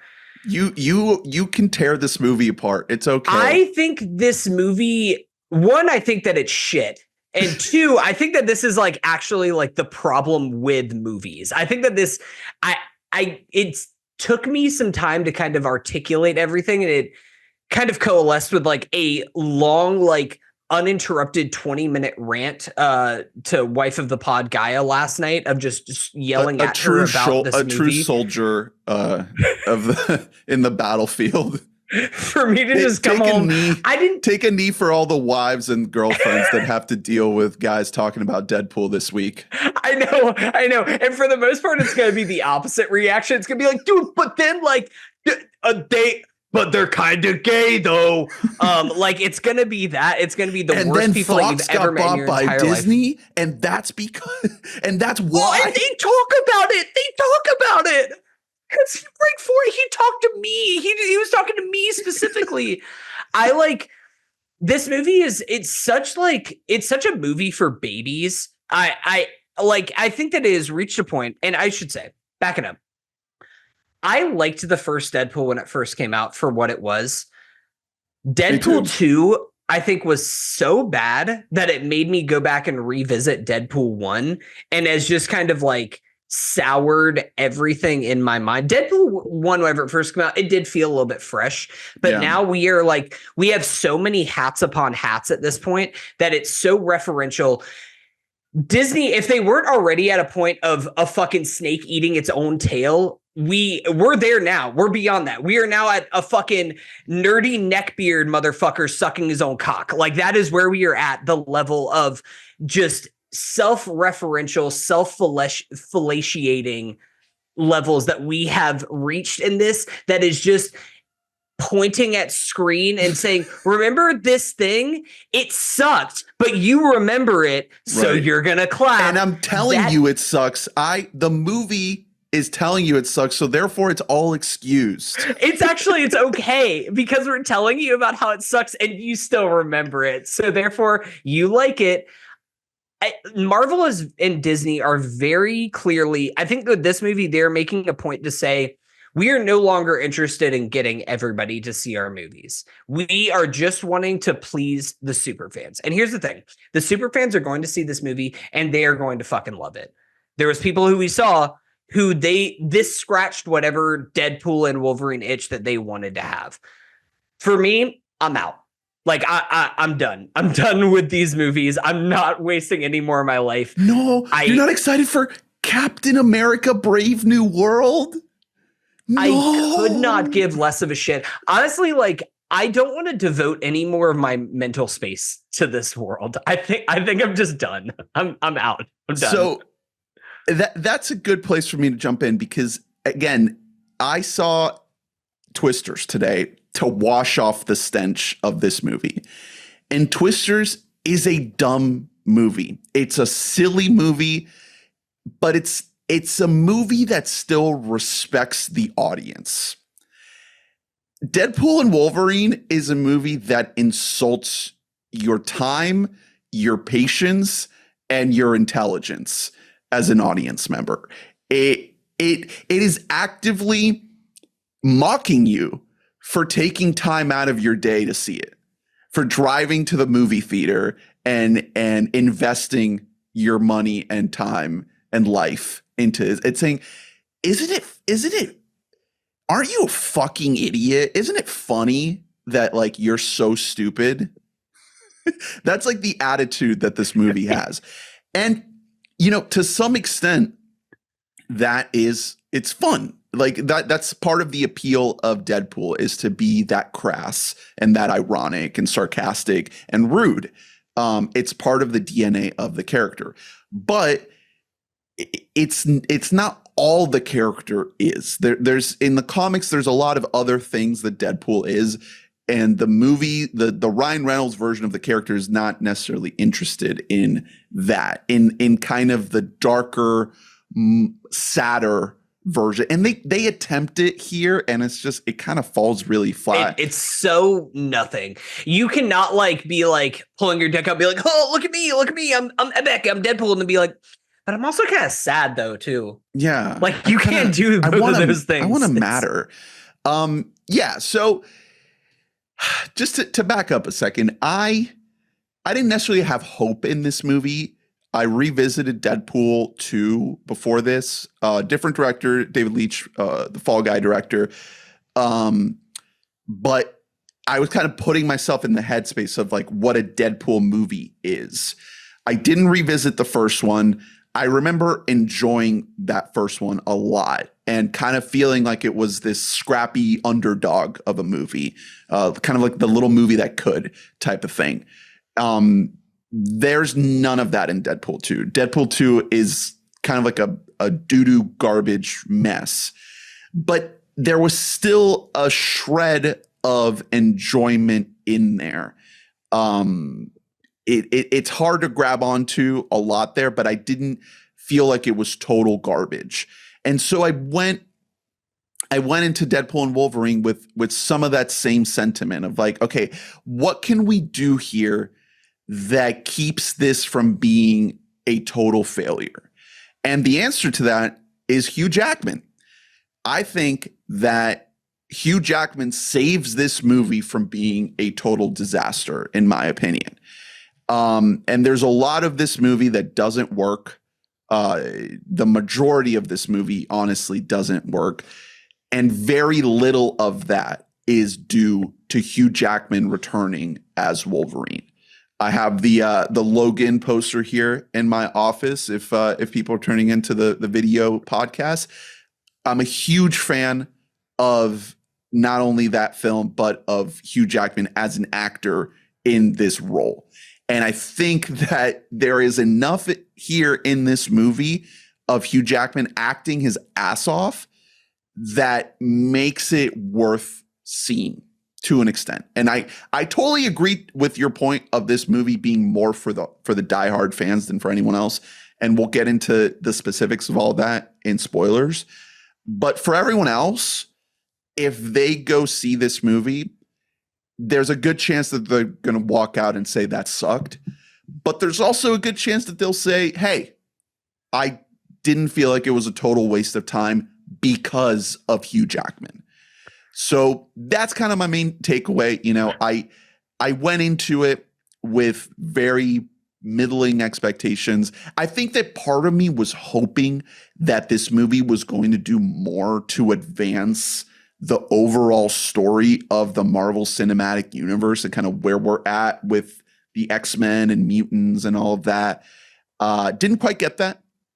I don't want to get into too many specifics yet, but I did. There was a little piece of me that was thinking like, okay, can this be a big flag planted in the MCU to let us know what the fuck is going on? Because part of my enjoyment of these movies is the interconnectedness, the idea. That's what made the legendary run so legendary, so effective, culminating in Infinity War and Endgame. Is you felt there were these place markers, right? You felt like there was momentum in the overall story. And post Endgame, we haven't really had that, and we keep waiting for that. And it's just nowhere to be found. And I was really hoping that this movie was going to do that. And I feel silly that I expected that, because there is nothing in this movie that comes close to doing that.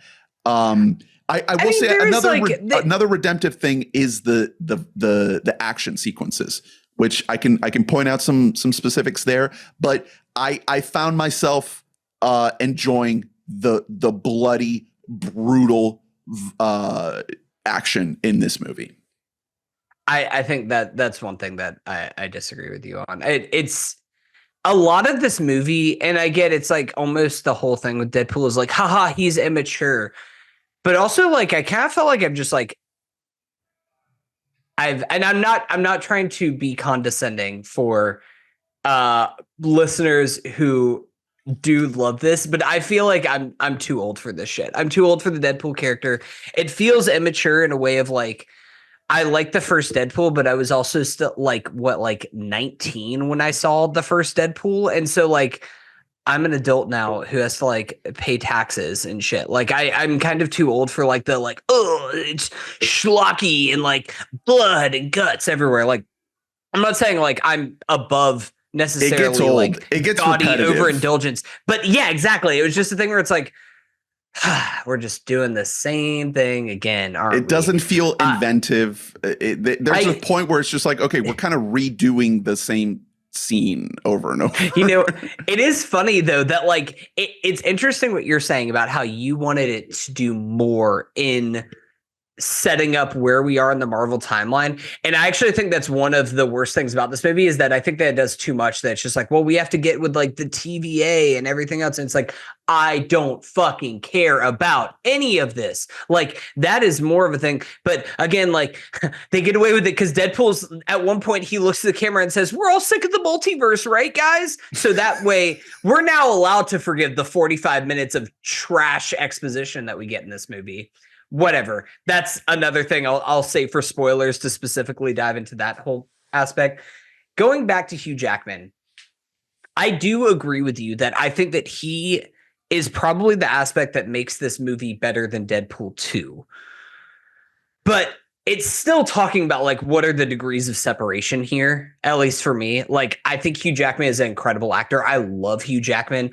I love Logan. I think a lot of the X-Men movies are terrible, personally. Like the Bryan Singer one. Sorry, I don't feel ashamed to insult Bryan Singer and tell him that he made fucking god-awful movies. But I think that like a lot of those movies are bad. And just because you like point at them and say, remember how bad these were, that doesn't suddenly make it funny or make for an interesting story that you're trying to tell.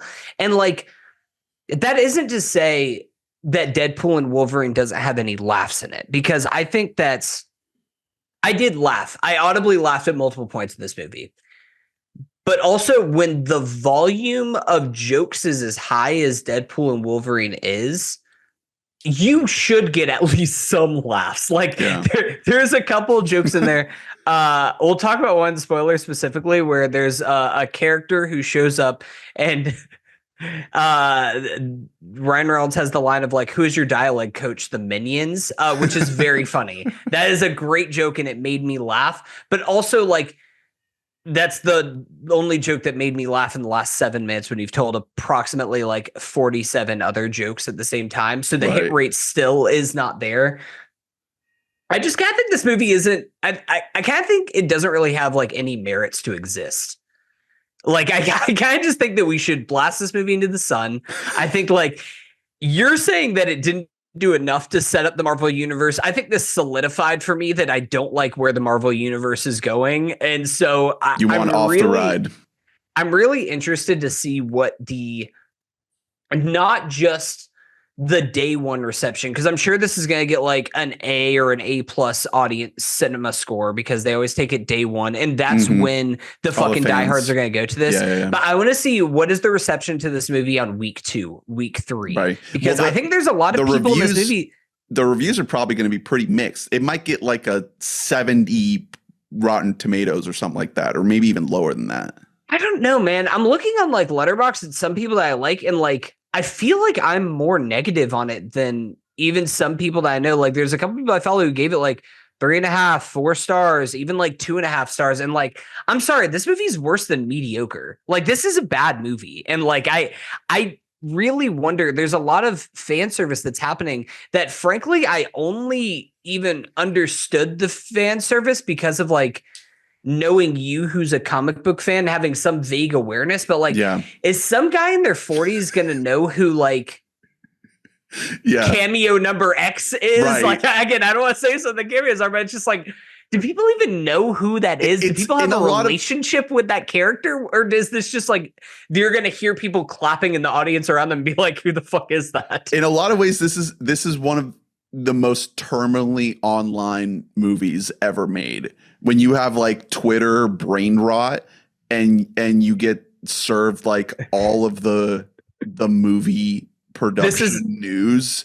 And this is a movie that was made for the Facebook AI of Jordan Peele confirmed to make the new Avengers movie, like Right. that kind of content. It's just we've reached like peak. I don't need like just the internet being referenced in movies in terms of like what the conversation is, and it's, you're right, it's tough to tell like how much that permeates outside of the core base, the niche of superhero movies, because we just came out of an era where it seemed like that had become extremely mainstream, and that the understanding of this world and these characters was no longer just a niche thing, but a much more accepted thing. But this movie takes it a much, much further, up its own ass type direction, where it's not just about the characters, it's about like the conversation around the movies and the reception and the studio machinations and all of these things that are just like way, way, way beyond what the story is. And this movie barely even has a story.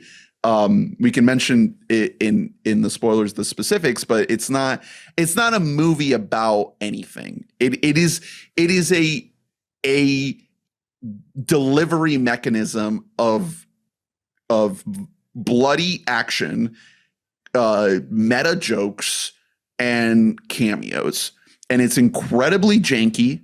It's if it's a theme park ride as movie, it's the jankiest fucking ride at the theme park. It's like you think you're getting onto the brand new state of the art roller coaster, and it turns out to be a carnival.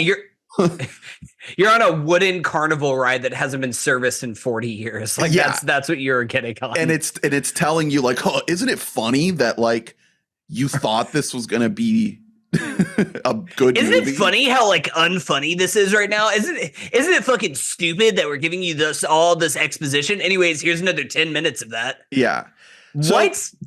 No, you cannot fucking do that. No, this is I'm having like an existential crisis thinking back through this movie, because I really think that this movie is like poison. I think that this is brain rot at its finest. Like, what is this fucking movie? This shouldn't exist, dude. This shouldn't exist. This is the reason why we're always like preaching like movies are dying, people are going to see the movies. It's because of shit like this. It's because of like the stratification that is happening right now. We can't keep this going. We cannot do this forever. We have to pull the fucking plug. I really hope that this movie, I don't ever wish for any movie to bomb, but like I hope that this movie underperforms compared to what Disney wants, because I do not want this to set the lesson. I have a feeling it might. I have a feeling that word of mouth on this might not be great, and that it could have a really big opening and then just fall off. That I feel like there's a good chance that might happen. So yeah, I didn't love the movie, but I found myself enjoying a lot of it. I really think that this is the kind of movie, and I felt this for a lot of Marvel movies recently, where it's like junk food. It's like you enjoy it when you're eating it, and then you feel like shit afterwards. Right? It's like, it's this feeling where like you're tricking yourself, you're convincing yourself that you're getting sustenance, and in reality you're putting garbage into your body. Like that's basically what's happening with these movies. And I've been sensing a pattern with the run that we've had of, like the Marvels and Quantumania, take your pick of the last couple of years. I think there's varying degrees of quality there, but there's a stench on this whole thing. And for some reason, I was hoping that this was going to be good slop, that I was going to eat my slop and I was going to be like, yummy, yummy slop. Can't wait for more slop. And I'm just like, this is like rotten. This is like there's like mold on this and I don't like it. And I kept thinking, I was sitting there thinking like, I laughed. I think I had a good time. Like, I don't know. And then the more I think about it, it's like, I think my tummy hurts. Like, something's not right, I love the comparison to junk food. It really, for me, this is Arby's for me. Sometimes you just get a craving. You're like, I want some fucking Arby's fries. Like, let's go. I'm just going to go there. I'm going to get beef and cheddar. I'm going to get large Arby fry or something like that. And like the moment you take a bite, it's like, oh God, this is why I haven't eaten at Arby's in 4 years. And like, you can feel the food poisoning happening in real time. And you're like, why the fuck did I get a craving to eat this? I hate this. I feel bad about myself. I'm throwing up outside my car. Like, why is this happening right now that I got this craving to dive back in of like, oh, I'm going to go back to have Arby's. It won't hurt me this time. There's a reason. There's no reason why it has 2.2 stars on Google. I can still trust it. It'll be fine. And like, that's really what this is for me. Cause there was a part of me that's just like, man, I do remember when Marvel movies, they weren't going to ever like make a top 10 of the year, but they could at least, there was a high floor. They could be fun. They could be dumb fun. There was something that was there that was interesting. And now it's just at a point where it just like, it hurts. It's really one of those things that I think we talked about, we've now brought up a couple different times, but how like, even though I think a movie like No Way Home was a successful movie for what it was, and it's probably the last successful Marvel movie, that was the worst thing to ever happen to Marvel because it made a bunch of money and it was just like, people like to remember. We're gonna bring the Spider-Man back. Bobby Iges was like, I got it. Note taken. So you just want to see all your friends come back. I mean, honestly, No Way Home is like Citizen Kane compared to this movie. Dude. This movie, in a lot of ways, is what I was worried No Way Home would be before I saw that movie. I was thinking that the Spider-Man would be just this like mindless cameo, and they were actually like core parts of the story. Even like Alfred Molina and Willem Dafoe, like they served an actual purpose in the story.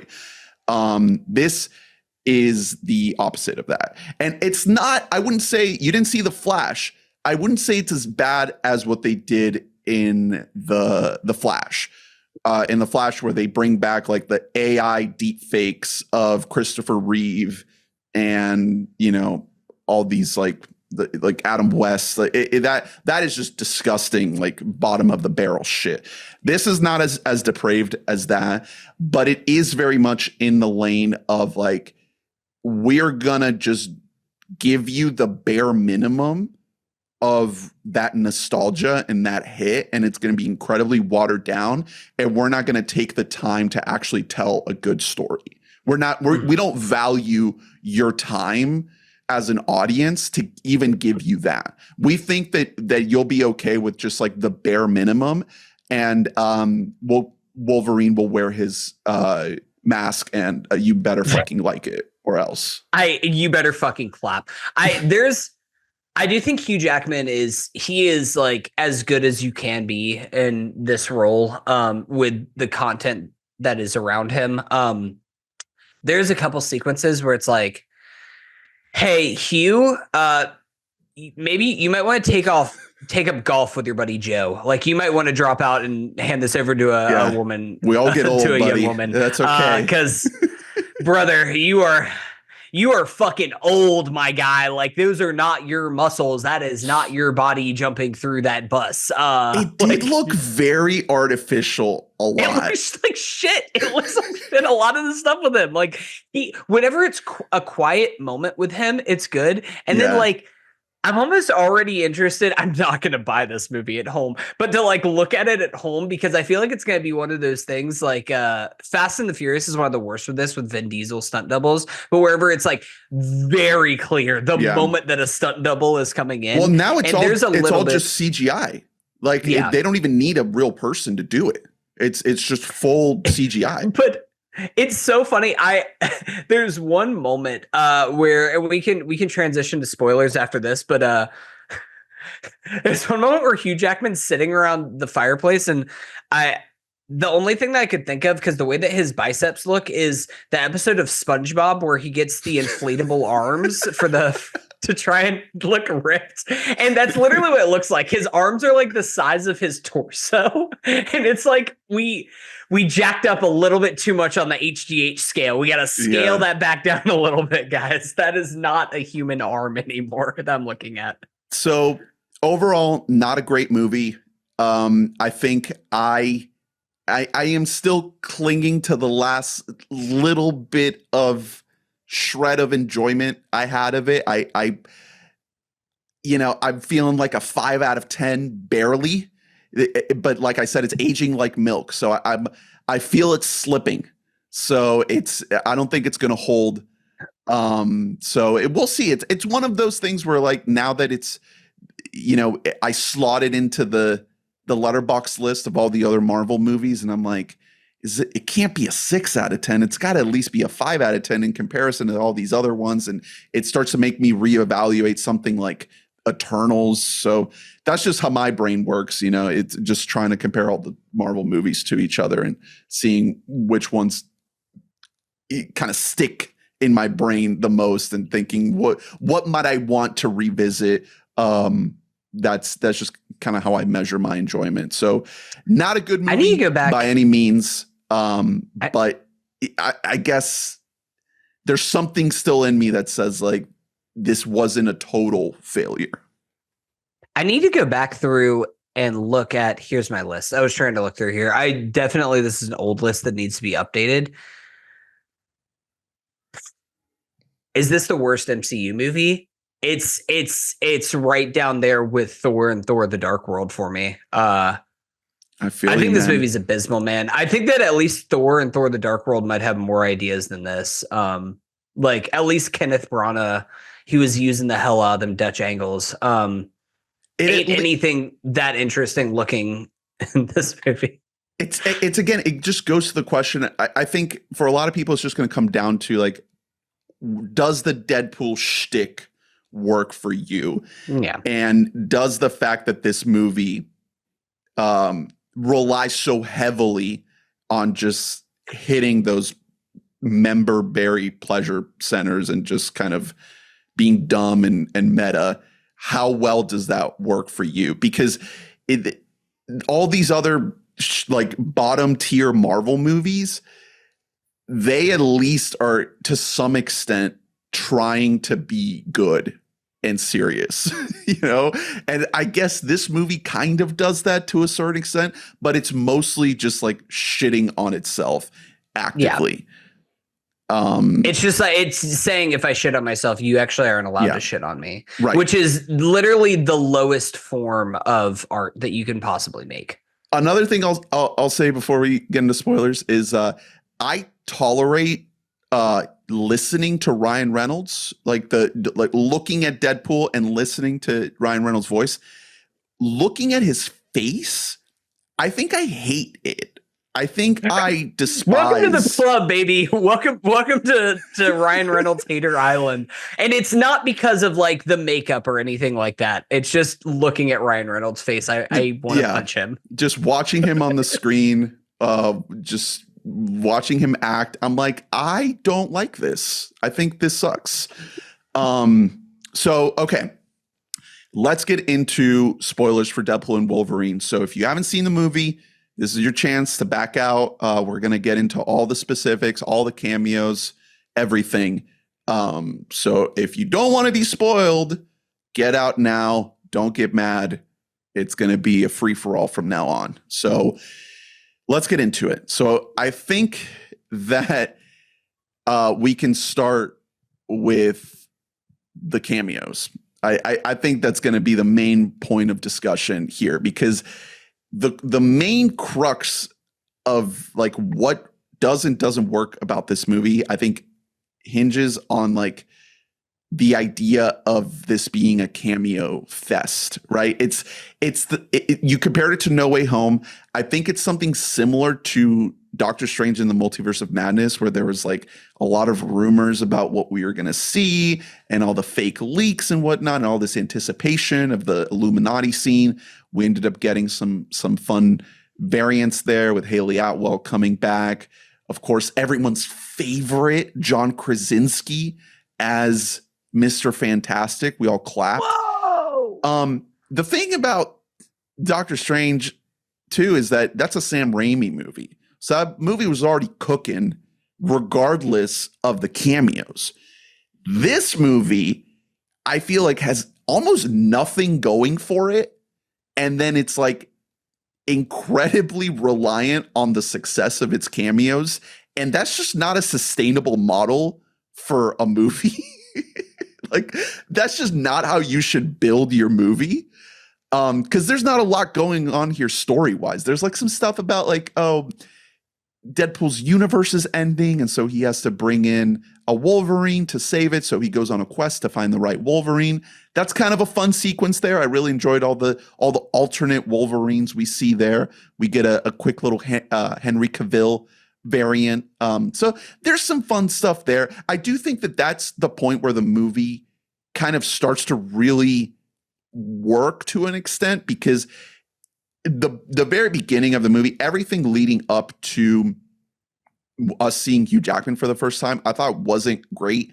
I enjoyed the action sequence with the adamantium bones for what it was, but otherwise I was just like, man, this is not working. Like, this is just kind of a drag.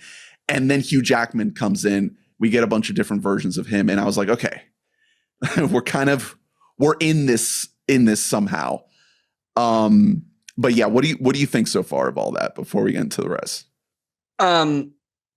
I did not like the bones sequence. I thought it looked like shit. That sequence, there are some action sequences that I do think worked well for me. That one did not work.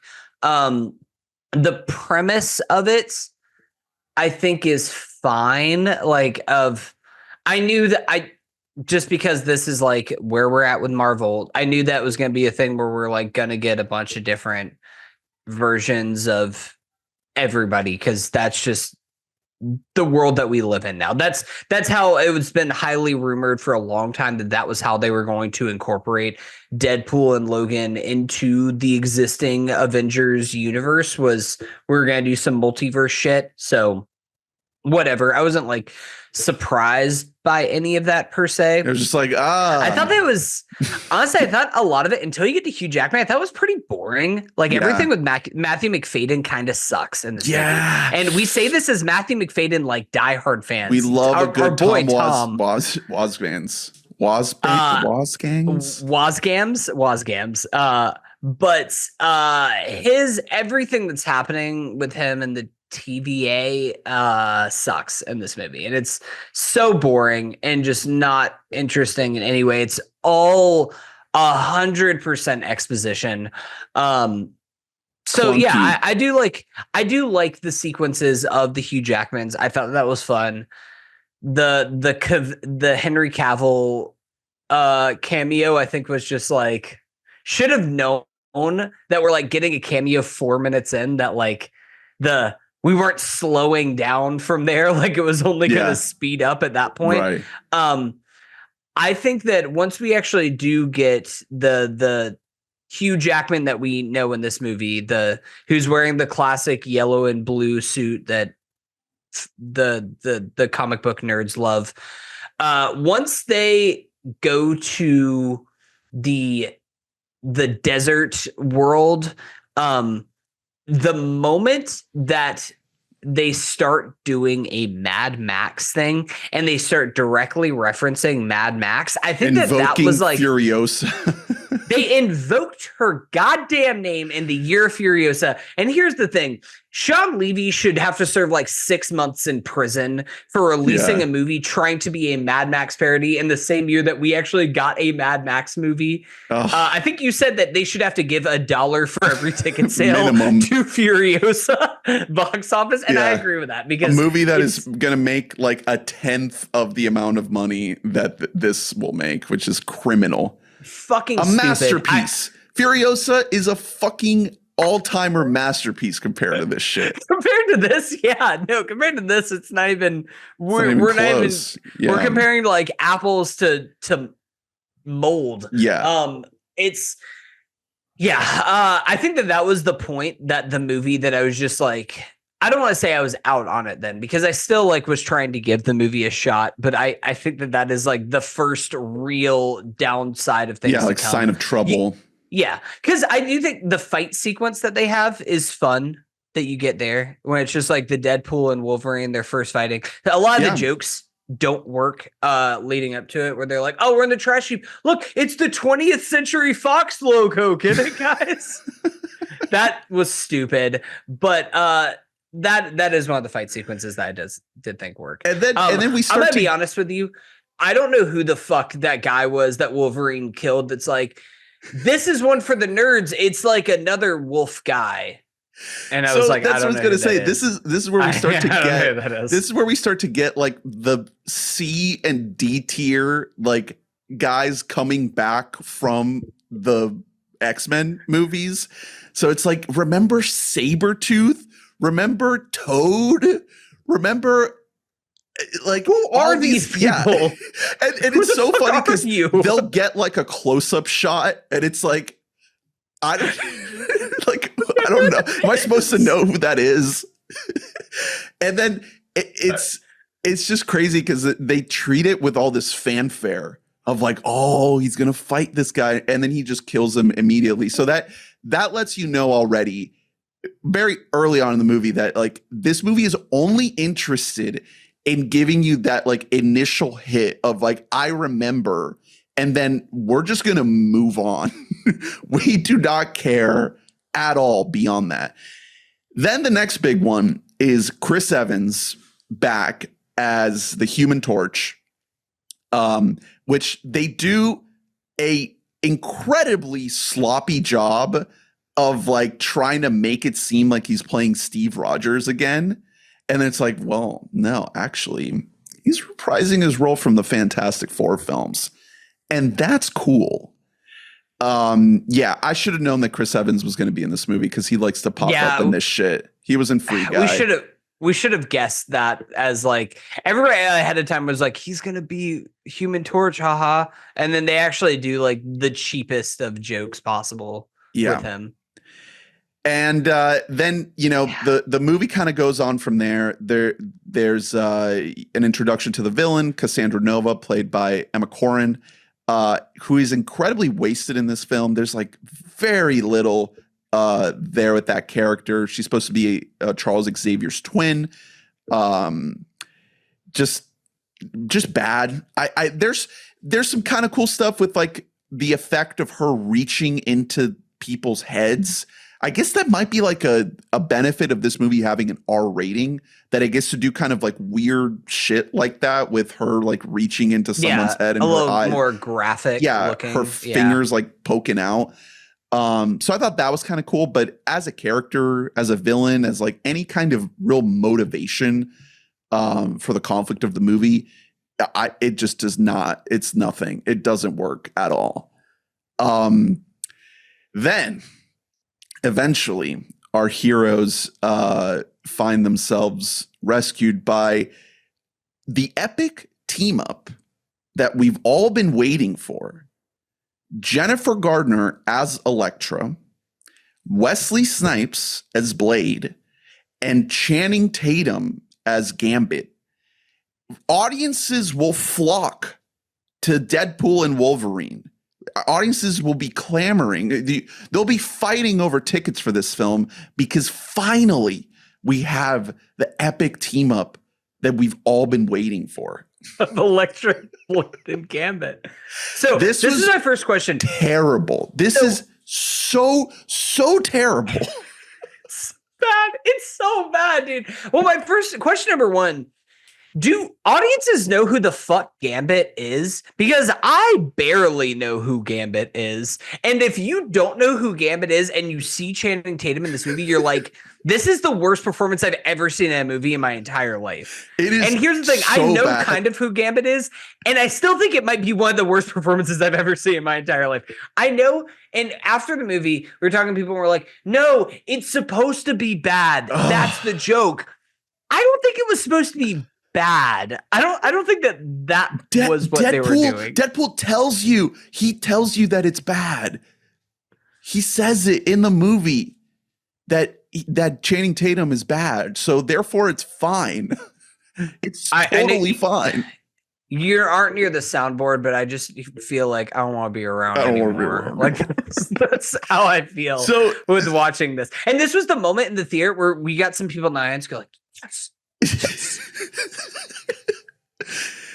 I you cannot clap for Jennifer Gardner Electra. What's happening?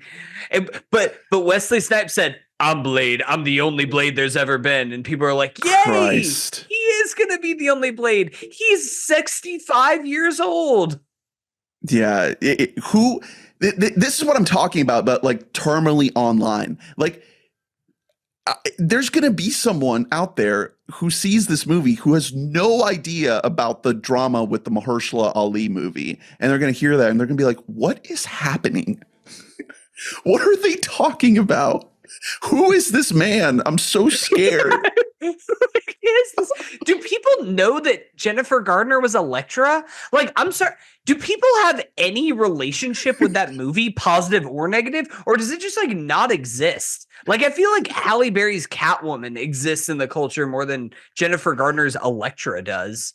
It was at this point in the movie, I was still hoping that there was going to be some type of real emotional arc for Hugh Jackman, because that's kind of what we're getting at. You know, we also get X-23 coming back from the Logan film. They keep hinting at like, this is the version of Wolverine who let his X-Men die. And it seems to be going in some kind of direction where it's just going to be like, we are going to harken back to these characters, to these movies from 20 plus years ago, 15 plus years ago. And we're going to do some type of like emotional celebration of it. It's meta, but it's not just meta for jokes. It's meta for emotion. How stupid of me to think that they had any intention of doing that. Like, I feel dumb. I feel dumb to think that like, okay, Jennifer Gardner, Wesley Snipes, Channing Tatum, whatever. Fine. We'll let it go. Let's get James Marsden, Halle Berry. Like, let's bring back the people who were actually with Hugh Jackman at the beginning, and let's bring them back No Way Home style to actually serve a purpose in the story. Yeah, I mean, but that does not happen in this movie, because it's not what it's concerned with doing. It's just poopy butthole. Comparing this to No Way Home again, like I think back to something like that I'm gonna be honest, I don't really have any relationship to the Amazing Spider-Man movies. Like, I think that maybe I've seen both of them. I know I've seen the first one. Maybe I've seen all the second one. Maybe I've just seen parts of it. Whatever. Anyways, like, the fact that you have Andrew Garfield coming back and playing Spider-Man in No Way Home, and like, then you have the whole sequence of him saving Mary Jane, and like, that's something that matters because in his storyline, he wasn't able to save like Gwen Stacy. So like, it's that is an emotional through line, right? That is a payoff for audiences. I also don't really have a relationship with that, and I just found it compelling because Andrew Garfield's a good actor, and he gets to actually do some acting in those scenes. Nobody in this movie is acting. Like, Jennifer Gardner and Wesley Snipes, and it's nothing. Like, they're not acting, man. They're just putting on a fucking costume and reading lines. Jennifer Gardner, I like her a lot. I love her. I love her work in Capital One commercials. I don't No, if she feels like she didn't read the script until the day that they were on the set. Right. And this is no offense to her, because I'm sure that she got an exorbitant amount of money for showing up for 1.5 days of shooting.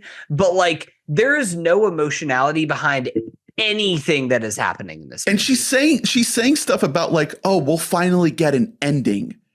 Like, what are you talking about? What are you talking No one about? even knows who you are. Like, What are you saying? Wesley Snipes is like, legacy. Like, dude, what? I don't know. Maybe there's people out there that have an emotional attachment to this and that they're crying their eyes out seeing like finally the payoff to Elektra and Blade together. Channing Tatum, on the other hand, is playing a version of a character from a movie that was never made. They announced that this is terminally online shit right here at its extreme.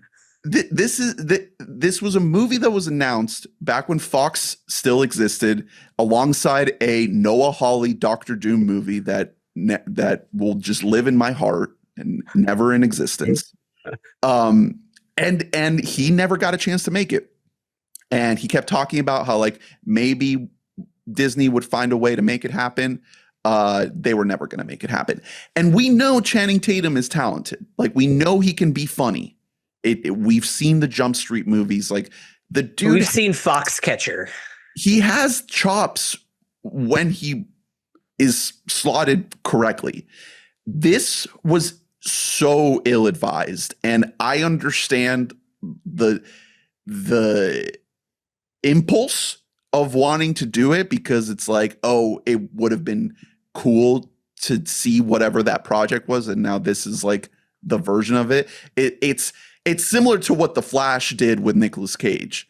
I felt like that was incredibly more egregious because it's just like deep fake AI shit. But again, that was Nicolas Cage Superman was a canceled movie that never got made. So it's kind of like this. They're doing the same version of it, except they actually have the real actor saying lines. I almost wish that they kind of would have done the AI deep fake version of Gambit, because the version we get here is awful, and everything about it is incredibly embarrassing. I was so embarrassed for him wearing that comic accurate costume. Whatever, it looks terrible. It looks so bad. It's very much like, it's very clear he's not actually wearing a costume. Like, it's very obviously that the worst one is Wolverine's mask later on in the movie. Yeah, it didn't work. Looks so bad. It looked like, just make a fucking mask, my guy. Like, could the props department not make a real mask that looked more believable than that CGI shit?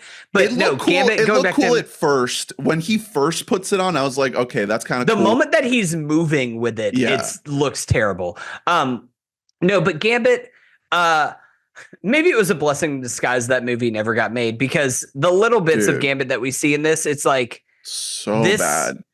This might have made like Madam Web look like a masterpiece. if I had to sit through like even like an hour and 45 minutes of this fucking guy doing that fucking voice for an entire movie, the Louisiana Bayou drawl, I would quit. I would hang up the podcast cloak forever and just stop for the rest of my life talking about movies if I had to watch that shit. Oh, so disappointing, so embarrassing. And yeah, and then they get this action sequence, the little team there, and it's really fucking bad.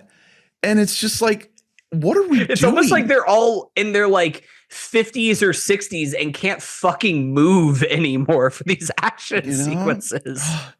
Just not what you want. And I mentioned this to you last night, but it's like it's even more disappointing that, you know, Gambit is not like the biggest character, but if you're into X-Men, especially like the 90s show, you fucking love Gambit. Like, they nailed it in that interpretation.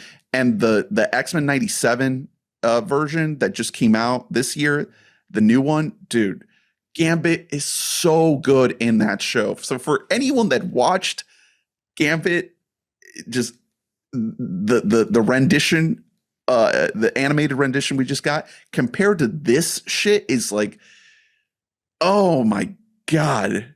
Horrible, horrible, horrible. Yeah. And I guess at this point in the movie, it's like it feels like we're kind of ramping into the third act.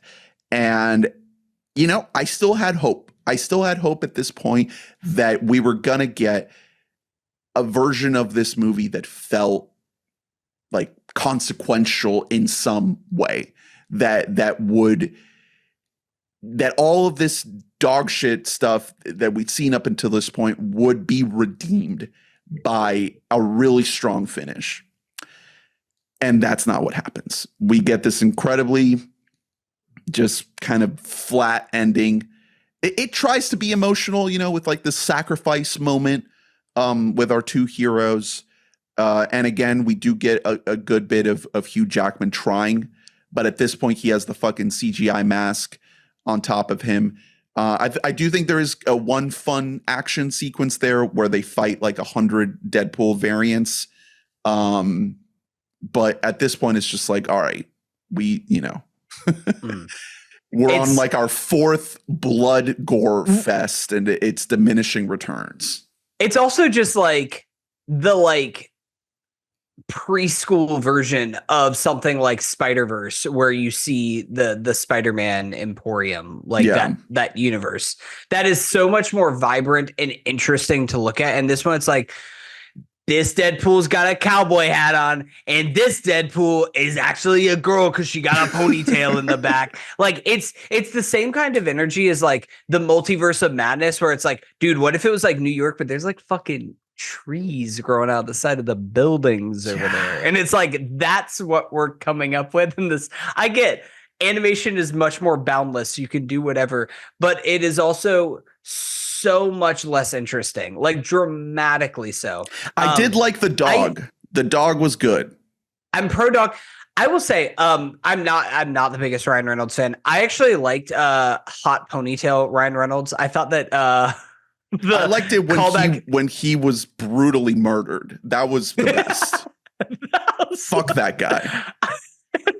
I kind of liked it because he was like the nice Canadian Deadpool. Yeah, it was almost like Ryan Reynolds calling out how he sucks in a way that I actually liked some of that. But I don't know. Again, it's the same thing where like even within that sequence of fighting 100 Deadpools, I think it looks interesting at first, and then eventually it reaches a point of like feeling like it's the same characters kind of being cycled through over and over again. Like you're like watching one of those like AI generated like image, endless loops kind of things, where it's like, I feel like I've already seen that Deadpool die, but now here he is running again.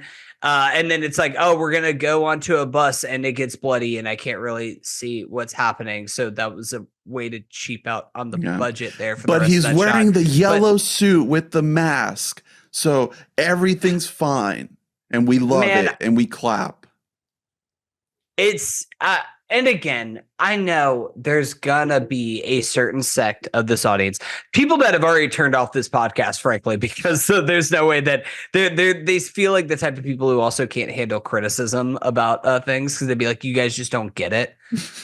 You don't get Deadpool. Which is my favorite form of criticism, is you actually just don't get it. No,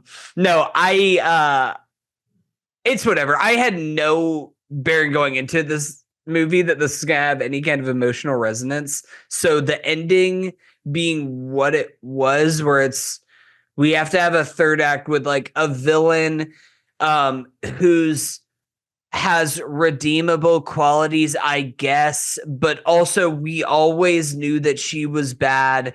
And then they have to learn the power of friendship to help them together. They can do and maybe they're going to die for it, but they won't, because they stayed together. Great Madonna song though. Love me some Like a Prayer. But yeah, that's Deadpool and Wolverine. Not good. It's a bad movie. Good. Yeah. It's the worst movie I've seen this year. So hey man, you haven't seen Argyle. That's true. I haven't seen Argyle. So Argyle is worse than Deadpool and Wolverine, is what you're saying? I would also maybe say, but is Deadpool Agent Argyle? Oh, the real Agent Argyle was Deadpool. It's the real Agent Yeah. Argyle. I think Beekeeper's probably worse than Deadpool.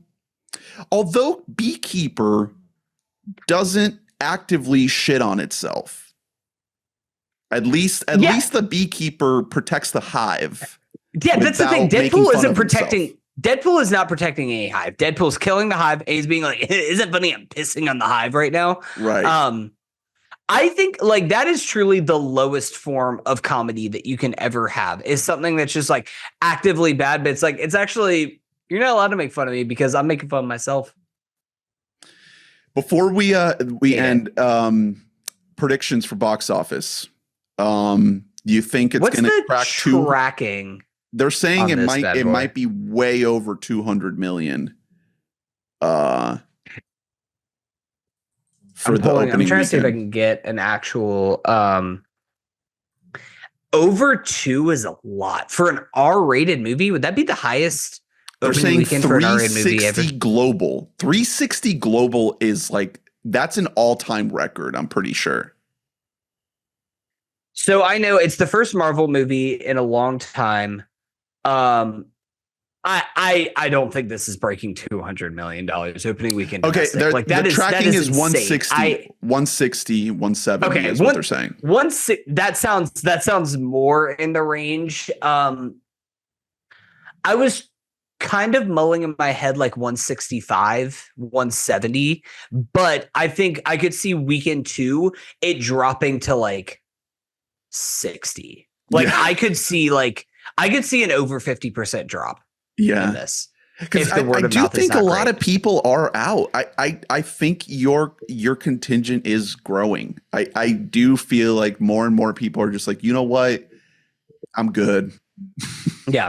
I'll go see Twisters. The thing is, like, I don't enjoy like cheering against movies. Like this is a thing. Like I feel like I haven't had a movie that we've covered on the pod like extensively where I've just really been like this overtly negative in a long time because I don't want to just like actively shit on movies. But I think this movie sucks. And I think that it's like bad for the future of movies if shit like this keeps getting made. I think that we need more movies, even if it's something like fucking Twisters. I'm not asking for like it to all be like either small indies like your Longlegs or like your the Beasts or something like that, but like or even something like Dune that's more elevated. It doesn't all have to be high end, but could instead of us making shit like this, could we make like 2 more Challengers per year? Mm-hmm. Could we make like a couple more Hitman, and could those be released in movie theaters instead of what the fuck we're getting here? Like there has to be some other way that we can do this where audiences are saying we like this, we'll watch this if you give this to us, but they just aren't being served enough content for it to be sustainable right now. I mean, that's what sucks about something like Furiosa doing so poorly, because the lesson that comes from that is, we're not going to give people like George Miller the resources to make their stuff. We're going to give Sean Levy and Ryan Reynolds all of that. So it's not what you want. We'll see what happens. You know, it's looking like Marvel is not going to have the comeback that a lot of people were thinking it would have with this movie. Maybe financially it might be perceived that way, depending on how things shake out. But at least like quality wise, this is not a comeback, not even close.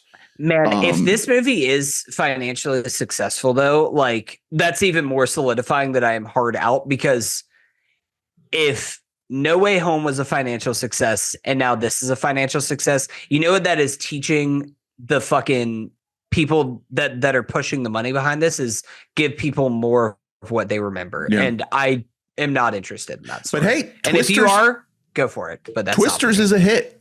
So, you know, we'll see what happens when the year's out and we can look back on kind of where all these things shake out. But it's not if you look back at last year and you look at Barbie and Oppenheimer at Barbenheimer, that to me is not an outlier. Like even the year before with Top Gun Maverick is like, I feel like we are on a new path post like Endgame. right? And then we had the pandemic, there was some reshuffling there. Yeah. But in terms of like what movie audiences are going to put their stock in, I mean, maybe it's not always going to be Dune Part 2s and Oppenheimers, but I feel like the Deadpool and Wolverines are not going to be the bulletproof bets that they once were. And also, the fact that the quality's not there too, that's got something to do with it. It's just not the same. It's not what it used to be. Kevin Feige is a king of ashes. He's made it, and his kingdom is burning to a crisp. So we'll see. I'll still keep a candle for Fantastic Four for Pedro as Mr. Fantastic and the gang there. We'll see what happens with that. With Cousin as the Thing, hopefully they figure out a way to make that work. But if it's anything like this, I will be very disappointed. So yeah, we'll see. All right. We can wrap it up there. Thank you all for listening. Please rate, review, and subscribe, like, and comment, and let us know your thoughts on everything we talked about on this episode. Big meaty episode. Check out weboughtamike.net to get every episode in your email inbox. Join the Discord. Join the Patreon at patreon.com/weboughtamike. Thank you all the donors that support us and make this podcast possible. Next week, we return to our Tom v. Tom series with Mission: Impossible, a Tom Cruise film. A much, much better film than Deadpool and Wolverine yeah. in almost Probably every a better movie. well. Better movie than like any of the movies that we've talked about on this podcast today. Yeah, so, probably. excited for that. And yeah, we'll keep checking in with new releases. I know Trap is around the corner. Excited for that. Alien Romulus. Any Alien Romulus heads out there? I hope it's good. I have not liked any of Fede Alvarez's other movies, but I'm holding out hope because it's a very, very good trailer. Mm-hmm. So we'll see. Trap? What if Trap? you went? What if you went I'm to all in concert on Trap. and it was Trap? Here's the thing: serial killer at a Taylor Swift concert is just like A+ idea. Like that is like M. Night Shyamalan. He fucking came out with a banger of an idea. The twist is gonna be stupid. I'm just preparing myself now. It's gonna be fucking dumb. It's gonna be like the killer was the friends we made along the way or something like that. Like it's gonna be stupid and dumb and whatever. But like I just want it to be a fun time. That's all I care about. All right. We'll see you then. Thanks for listening. Bye. Bye.